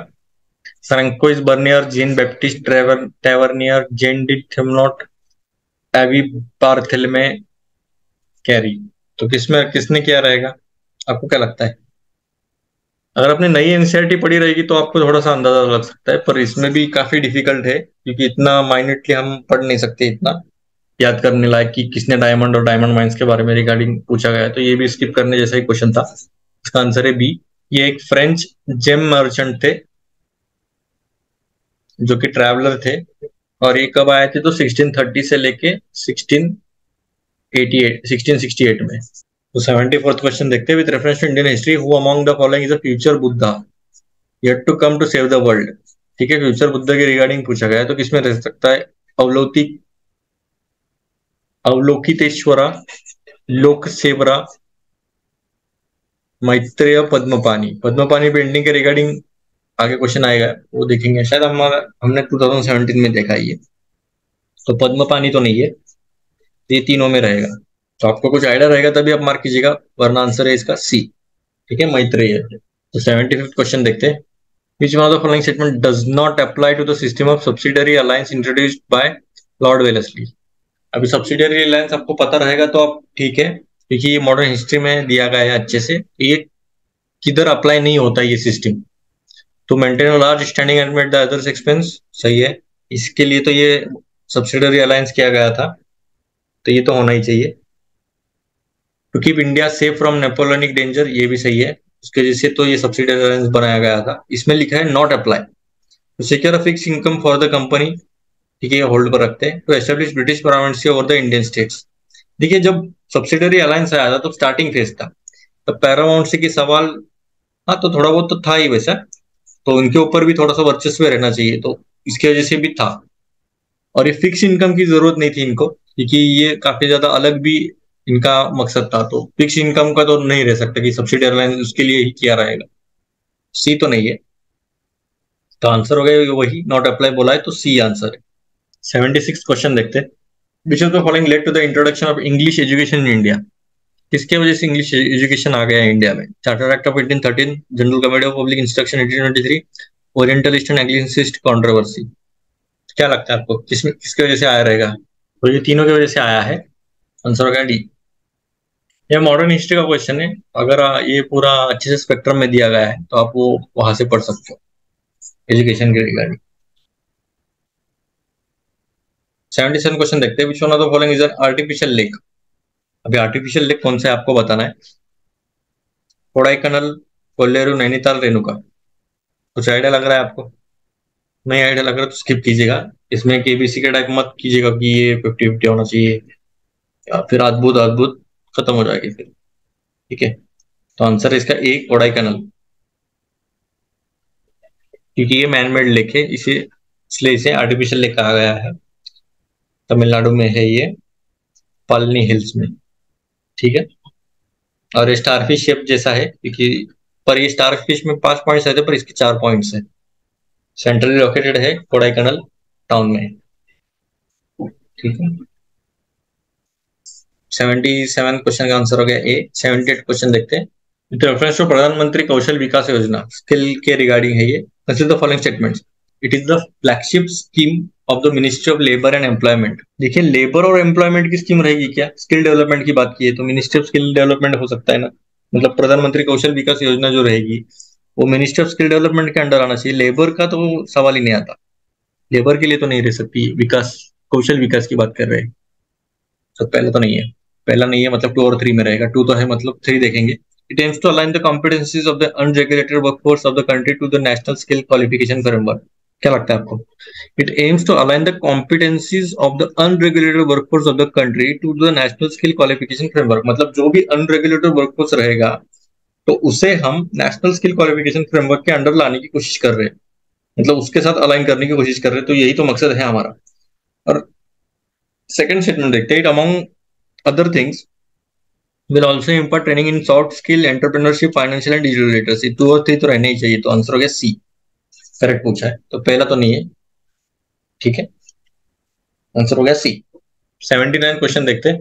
इन 1920 which of the following change its name to Swarajya Sabha. अभी स्वराज्य सभा 1920 में किसने चेंज किया था? All India home rule league, Hindu Mahasabha, south Indian liberal foundation, servants of Indian society. अभी स्वराज्य सभा बोला है, साउथ इंडिया वाले स्वराज्य सभा तो नहीं लिख सकते, तो सी तो नहीं है। अभी ए, बी और डी में रहेगा। सर्वेंट्स ऑफ इंडियन सोसाइटी ने अगर कुछ किया भी रहता तो हमें पता चल जाता, तो सी और डी तो नहीं है, ए और बी में रहेगा। All India home rule league और हिंदू महासभा, किसमें रहेगा आंसर? तो आप 50-50 में ये रिस्क उठा सकते हो। तो देखिए इस तरह से हमें लॉजिकली एलिमिनेट करना है। तो आंसर हो गया A, all India home rule league का आंसर है ये। ठीक है, 80th क्वेश्चन देखते हैं, which among the following events happened earliest? पहला सबसे पहले कौन सा हुआ था? तो which among Swami Dayanand established Arya Samaj, ये कब हुआ? 1875 में।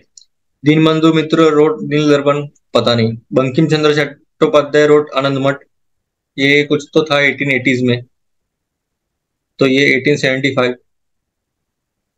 तो ये सबसे पहले हुआ इसके, तो ये तो सी तो नहीं आना चाहिए, ये अराउंड 80s में था ये। Satyendranath Tagore become the first Indian to succeed in the Indian civil service examination, तो ये 1863 में हुआ था। तो ये दोनों भी गए, सी और ए तो गए, अभी बी और डी में रहेगा। ये 63 में दीनबंधु मित्र रोड नील दर्पण, और सत्येंद्रनाथ टैगोर ये 63 में, 1863 में। तो ये दोनों में ही रहेगा ऑलमोस्ट, ये क्लोज में ही लग रहा है मुझे। तो ये बी और डी में 50-50 आ रहा है डायरेक्ट। तो क्या हो सकता है इसका पता है, मतलब चांसेस इसके ज्यादा है क्योंकि ये थोड़ा इसके पहले होना चाहिए। तो 50-50 में आप रिस्क उठा सकते, तो मैंने भी मार्क किया था। तो आंसर हो गया इसका यही, दीनबंधु मित्र रोड नील दर्पण। जो ये कब था पता है आपको? 1858 और 59 में बनाया गया था। ये 63 है, ये 1882 में है, और ये 1875 आपको पता ही रहेगा। 81 क्वेश्चन देखते हैं हम। Which of the following is or are the possible consequences of heavy sand mining in river beds? अभी heavy sand mining के क्या क्या consequence हो सकते हैं ये पूछा गया है। तो decrease salinity in the river, river में सैलिनिटी कब से डिक्रीज होने लगी अगर सैंड माइनिंग किया तो? चांसेस बहुत कम है इसके, तो पहला तो नहीं होना चाहिए, सीधा आंसर आ गया बी। तो जनरली अगर हेवी सैंड माइनिंग किया जाएगा रिवर बेड्स में, तो अगर सैंड निकाला जाएगा तो जो वाटर का फ्लो रहेगा वो ज्यादा बढ़ जाएगा, और उसकी वजह से जो इरोडिंग रहेगा रिवर का वो फास्ट हो जाएगा। और जो सैंड है वो एक्ट करता है स्पॉन्ज की तरह, जो रिचार्ज करने में मदद करता है वाटर को, वाटर टेबल को। तो तो पहला तो नहीं है आंसर, इसलिए हो गया बियर। तो पोल्यूशन ऑफ ग्राउंड वाटर हो सकता है क्योंकि हम नीचे तक जाएंगे सैंड माइनिंग करते करते, तो ग्राउंड वाटर जो रहेगा वो पोल्यूशन के चांसेस ज्यादा रहते हैं। लोअरिंग द वाटर टेबल, जैसे मैंने बताया आपको कि जो सैंड है वो वाटर टेबल का काम करता है, इसलिए वाटर टेबल है नीचे हो जाएगा, क्योंकि रिचार्ज करने में वाटर टेबल जो सैंड रहते हैं वो स्पॉन्ज की तरह काम करते हैं, इसलिए 2 और 3 आंसर हो गया इसका। तो ठीक है, 82 क्वेश्चन देखते हैं हम। With reference to agricultural soils, consider the following statements. A high content of organic matter in soil drastically reduces its water holding capacity. तो ये तो सरासर गलत है। जो ऑर्गेनिक मैटर रहता है तो वो जो वाटर होल्डिंग कैपेसिटी है उसकी बढ़ाता है, ना कि कम करता है। पहला ही गलत हो गया, आंसर हो गया बी। चलो तो फॉलोइंग करेक्ट पूछा, सीधा आंसर आ गया। देखिए अगर आपको कुछ ये कंसेप्ट ही पता नहीं है तो फिर आपको डिफिकल्ट हो जाएगा। ऑर्गेनिक मैटर क्या होता है वो उसके रिगार्डिंग आप पढ़ लीजिएगा अच्छे से। एग्रीकल्चर सॉइल के रिगार्डिंग है ये क्वेश्चन। तो ठीक है, soil does not play any role in the sulphur cycle, ये क्या बात हुई? तो गलत है पूरी तरह, सॉइल का ही मेजर रोल रहता है। सेकंड भी गलत है, पहला गलत सेकंड गलत, आंसर हो गया। Irrigation over period of time can contribute to the salinization of some agriculture lands, some agriculture land बोला इसलिए आंसर हो गया। देखिए मेजोरिटी फोकस आपका यही रहना चाहिए कौन सा गलत हो सकता है, कौन सा सही होने के चक्कर में मत पड़िएगा, क्योंकि आपको बहुत सारी दिक्कत झेलना पड़ेगा, क्योंकि सही सभी लगेगी आपको तो और डिफिकल्ट हो जाता है। 83 क्वेश्चन देखते हैं। The partnership for action on green economy page a UN mechanism to assist countries transition towards greener and more inclusive economies merged at। अभी ये कहाँ से मर्ज हुआ था पेज? और summit, UNCSD, Rio de Janeiro, UNFCC, 2015 Paris, या फिर new Delhi, किधर कहाँ पे जनरेट हुआ था? कुछ आइडिया रहेगी तो अभी आप मार्क कीजिएगा, वरना स्किप कर सकते हो क्वेश्चन। इसका आंसर है बी, रियो डी जेनेरो, 2012 में ये हो गया था। और ये कॉन्फ्रेंस का आउटकम क्या था? तो फ्यूचर वी वांट का एक कॉल टू एक्शन लिया गया था गवर्नमेंट, बिजनेस और UN ने ग्रीन इकोनॉमी के लिए। 84th क्वेश्चन देखते हैं। अभी 3D बिल्डिंग के एप्लीकेशन के रिगार्डिंग पूछा गया है। 3D बिल्डिंग आपको पता रहेगा, एक मशीन रहती है, आपको उसमें आपने डाल दिया है कि एक बॉल बनाइए, और उसमें एलिमेंट्स डाल दिए बॉल के, सब रबर वगैरह, वो सीधा एलिमिनेट ऐसे एक एक लेयर कर करके वो पूरा बॉल बना देती है। आपने यूट्यूब पे देखा रहेगा काफी सारा। इवन जो मिशन इम्पॉसिबल की मूवीज में जो मास्क बनाते हैं वो AI ही, मतलब 3D प्रिंटिंग ही बोल सकते हैं। तो एप्लीकेशन क्या है, प्रिपरेशन ऑफ कन्फेक्शनरी आइटम्स। अगर आपको ये मीनिंग नहीं पता तो आप सीधा इसका हिंदी वर्जन देख लीजिएगा। बायोनिक ईयर्स है, ऑब्वियस है। ऑटोमेटिव इंडस्ट्री हो सकता है, रिकंस्ट्रक्टिव सर्जरीज हो सकता है, डाटा प्रोसेसिंग टेक्नोलॉजी भी हो सकता है। आंसर हो गया डी, 84 का डी। 85 क्वेश्चन देखते हैं। Consider the following statements. Barren island volcano is an active volcano located in Indian territory, सही है। Barren island lies about 140 kilometer east of great Nicobar, पता नहीं। The last time the Barren Island volcano erupted was in 1991 and it has remained inactive since then. ये देखिए statement, remained inactive, अभी अभी फटा है। मतलब ये 2018 का क्वेश्चन है, तो मतलब 17 या 16 में फटा रहेगा, या फिर 18 में भी फट सकता है, कभी भी फट सकता है। और ये एक्टिव है, रिमेंड इनएक्टिव तो हो ही नहीं सकता, तो तीसरा तो गलत ही स्टेटमेंट है। ये सीधा आंसर आ गया। ये 85 का ए सीधा आंसर आ गया। आपको बस ठंडे दिमाग से सोचना है इसे। आपको पता नहीं ये कहाँ पे, ग्रेट निकोबार में इधर ये नॉर्थ ईस्ट ईस्ट किलोमीटर इतना रहेगा क्या? इतना कौन नापते तो थोड़ी बैठेंगे हम कि ग्रेट निकोबार किसके किधर से कितना है। अब ऐसे क्वेश्चन वहां रिवॉल्व नहीं करेगा, यही रिवॉल्व करेगा। ठीक है, 86 क्वेश्चन देखते हैं। Why is a plant called Prosopis juliflora often mentioned in news. अभी ये प्रोसोपिस जूलीफ्लोरा क्या है? प्लांट तो है, पर ये क्या है? It's extract is widely used in cosmetics, नहीं कॉस्मेटिक, नहीं है, नहीं नहीं cosmetic. It tends to reduce the biodiversity in the area in which it grows, हो सकता है। It extra is used in the synthesis of pesticides, ना मतलब दवा हो सकता है।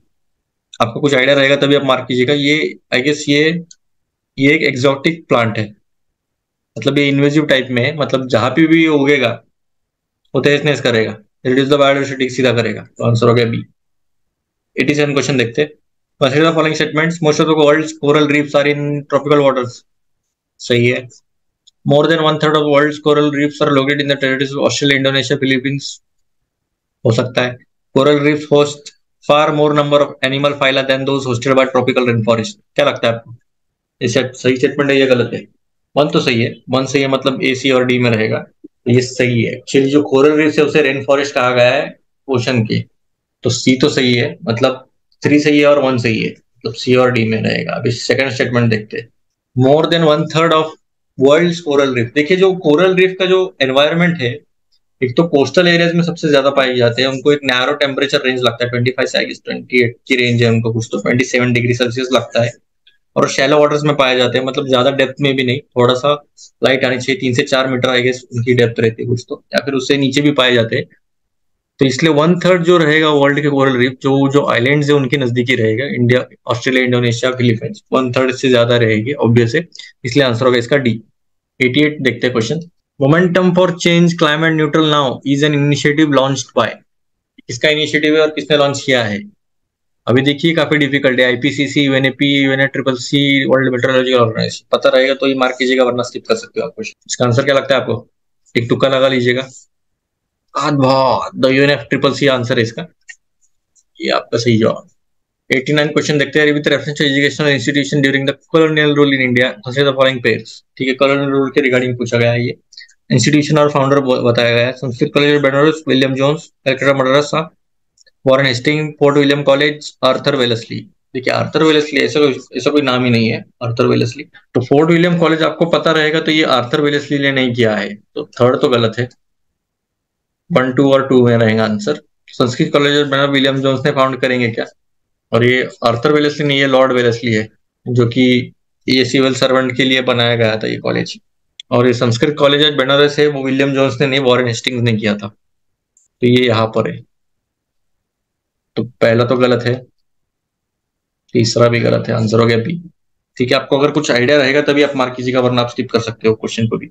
स्किप करने से ज्यादा अच्छा है, क्योंकि ये मॉडर्न का है और ये काफी जाने माने नाम भी है, तो ये तो रहना चाहिए, क्योंकि काफी ज्यादा मॉडर्न स्पेक्ट्रम में तो आपने पढ़ा ही रहेगा, तो इसमें ये अटेम्प्ट करने जैसा क्वेश्चन था। ठीक है, 90th क्वेश्चन देखते हैं। Consider the following pairs region sometimes mentioned in news. अभी रीजन और कंट्री पूछा गया है। कैटालोनिया स्पेन, इसमें काफी हड़ताल थी, तो सही तो है। क्रीमिया हंगेरी, ना, दूसरा तो नहीं है। क्रीमिया कहाँ पे आया, क्या लगता है आपको? क्रीमिया कहाँ पे आ जाएगा? ये यूक्रेन में आता है क्रीमिया। ऑफिशियली देखा जाए तो ये इसमें आता है, मिंडेनोआ, फिलीपींस। ठीक है, ओरोमिया, नाइजीरिया, अगर कुछ आइडिया रहेगा तभी आप मार्क कीजिएगा। पहला तो कैटलोनिया स्पेन है, मतलब पहला सही है। अभी देखिए ए और सी में आंसर हो गया। बट टू पता है आपको कि यूक्रेन में, तो सेकंड तो नहीं है, आंसर हो गया सीधा सी। और जो मिंडानो है वो फिलीपींस में आता है, ये तो सही है। और ओरोमिया जो है वो नाइजीरिया में नहीं आता, वो इथियोपिया में आता है। तो 91 क्वेश्चन देखते हैं। Consider the following statements. Events बोला है।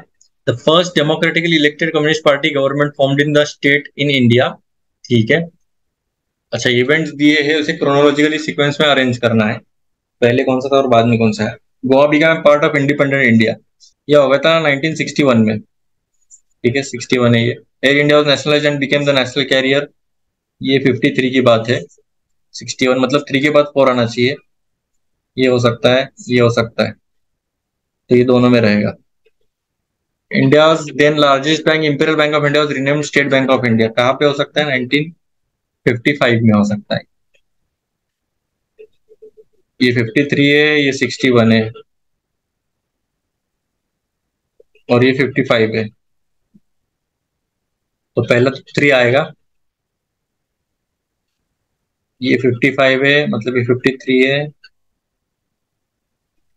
3 के बाद 2 आना चाहिए, तो आंसर हो गया बी। और फर्स्ट डेमोक्रेटिकली इलेक्टेड कब हो गया था? तो 57 में हो गया था। ये आपको पता भी नहीं रहेगा तो भी चलेगा, पर 3 के बाद 4 आना चाहिए, इतना पता है आपको। तो 2 तो आपको पता ही रहेगा। ठीक है, आंसर हो गया इसका 3214। ठीक है, 91 हो गया। 92 देखते हैं। Right to privacy is protected as an intrinsic part of right to life and liberty. Which of the following in the Constitution of India correctly and appropriately imply the above statement? अभी right to privacy के regarding पूछा है कि ये एक intrinsic part है right to life and personal liberty का।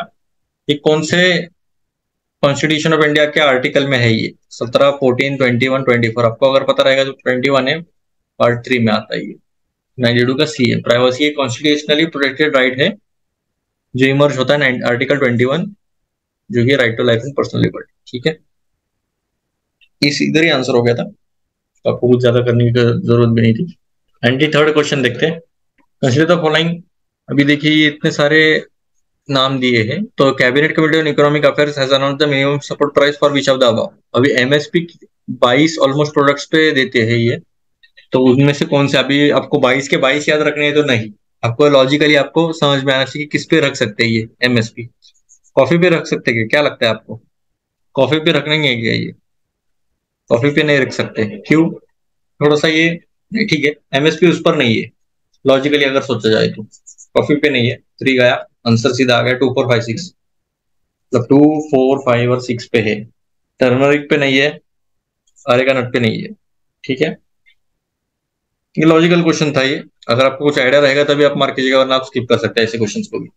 94th question देखते हैं। In which one of the following state is Pakhui wild life sanctuary located. तो पखोई कहाँ पर है?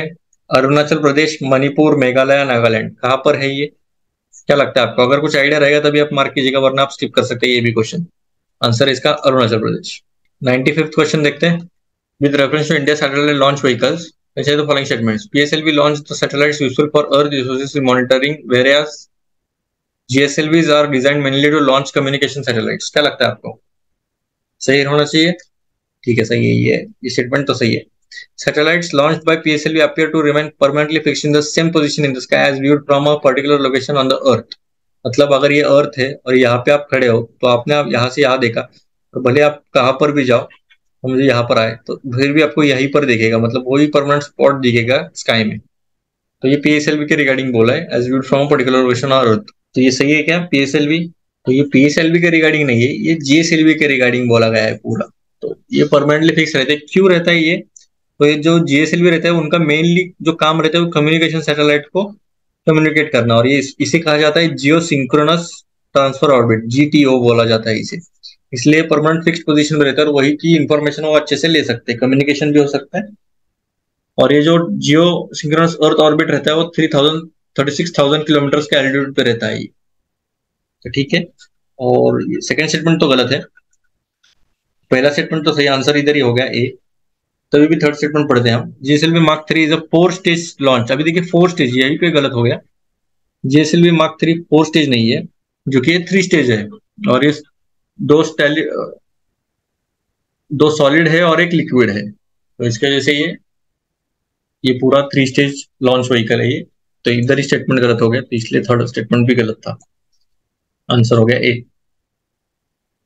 ठीक है, 96 क्वेश्चन देखते हैं।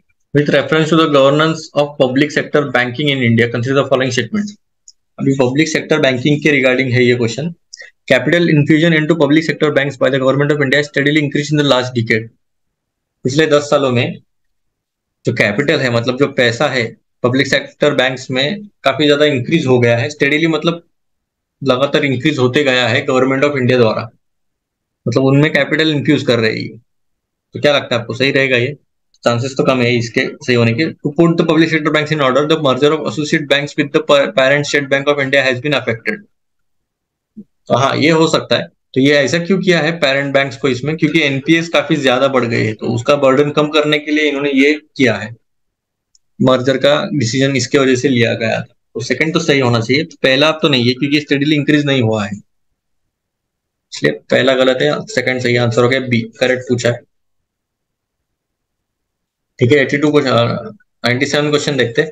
कंसीडर द फॉलोइंग आइटम्स, ये सब ये है। Which of the items are exempted under GST. अभी जीएसटी में कौन सा एग्जेम्प्टेड है वो आपको बताना है। Chicken, egg, fish process, canned food, newspaper containing advertising material, cereal, grain, salt. कुछ आइडिया रहेगा तभी आप मार्क कीजिएगा, वरना स्किप कर सकते हो, क्वेश्चन काफी डिफिकल्ट है ये। अब इसमें आंसर क्या है पता है आपको?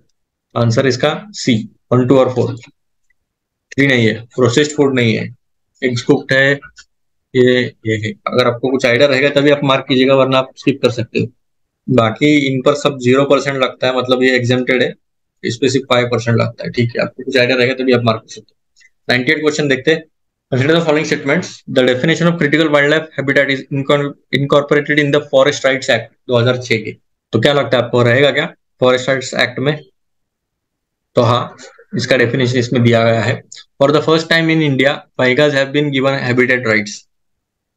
ठीक है, इसे होल्ड पर रखते हैं। Indian minister of environment, forest and climate change officially decides and declares habitat rights for primitive and vulnerable tribal groups in any part of India. देखिए, तो ये जो मिनिस्ट्री है ये ऑफिशियली तो नहीं डिसाइड करती, बल्कि जो यूनियन मिनिस्ट्री है ट्राइबल अफेयर्स की, वो डिसाइड करती इनके हैबिटेट राइट्स और प्रिवेंटल। थर्ड तो गलत है, आंसर हो गया ए, मतलब बाइगर्स को हैबिटेट राइट्स दिए गए हैं। ठीक है, आंसर हो गया ए। 99 क्वेश्चन देखते हैं। Consider the following birds, dust blowing, rain, wind blowing, which of the above spread plant diseases. Plant diseases spread कौन कौन किसकी वजह से हो सकता है? बर्ड्स की वजह से हो सकता है, dust blowing, rain, wind blowing, किसकी वजह से हो सकता है? ऑब्वियसली सभी की वजह से हो सकता है। 100 क्वेश्चन देखते हैं। With reference to organic farming in India, consider the following statements. The National Program for Organic Production (NPOP) is operated under the guidelines and directions of the Union Ministry of Rural Development. Organic Production और Union Ministry of Rural Development थोड़ा और लग रहा है, तो ये chances तो गलत लग रहे हैं मेरे को। पहला तो गलत लग रहा है, वो बी और सी में देखते हैं। Agriculture and process food products export development authority अपना function as the secretariat for the implementation of NPOP. ठीक है, हो सकता है। Sikkim has become India's first fully organized, ये तो सही है। थर्ड तो स्टेटमेंट सही है, पहला गलत है, तो बी और सी में आंसर है। अभी सेकंड स्टेटमेंट देखते हैं। अपेडा जो है वो सेक्रेटेरिएट है क्या? अभी आप यहाँ पे रिस्क उठा सकते हैं, बी और सी में आंसर रहेगा ये। तो आंसर क्या है इसका? बी, तो सेकंड वाला सही है। ठीक है, अगर आपको वीडियो अच्छा लगे तो लाइक, शेयर और सब्सक्राइब कीजिएगा। और हम आगे के वीडियो देखेंगे, 2019 का भी हम पूरा सॉल्व करेंगे आगे। तो ठीक है, थैंक यू।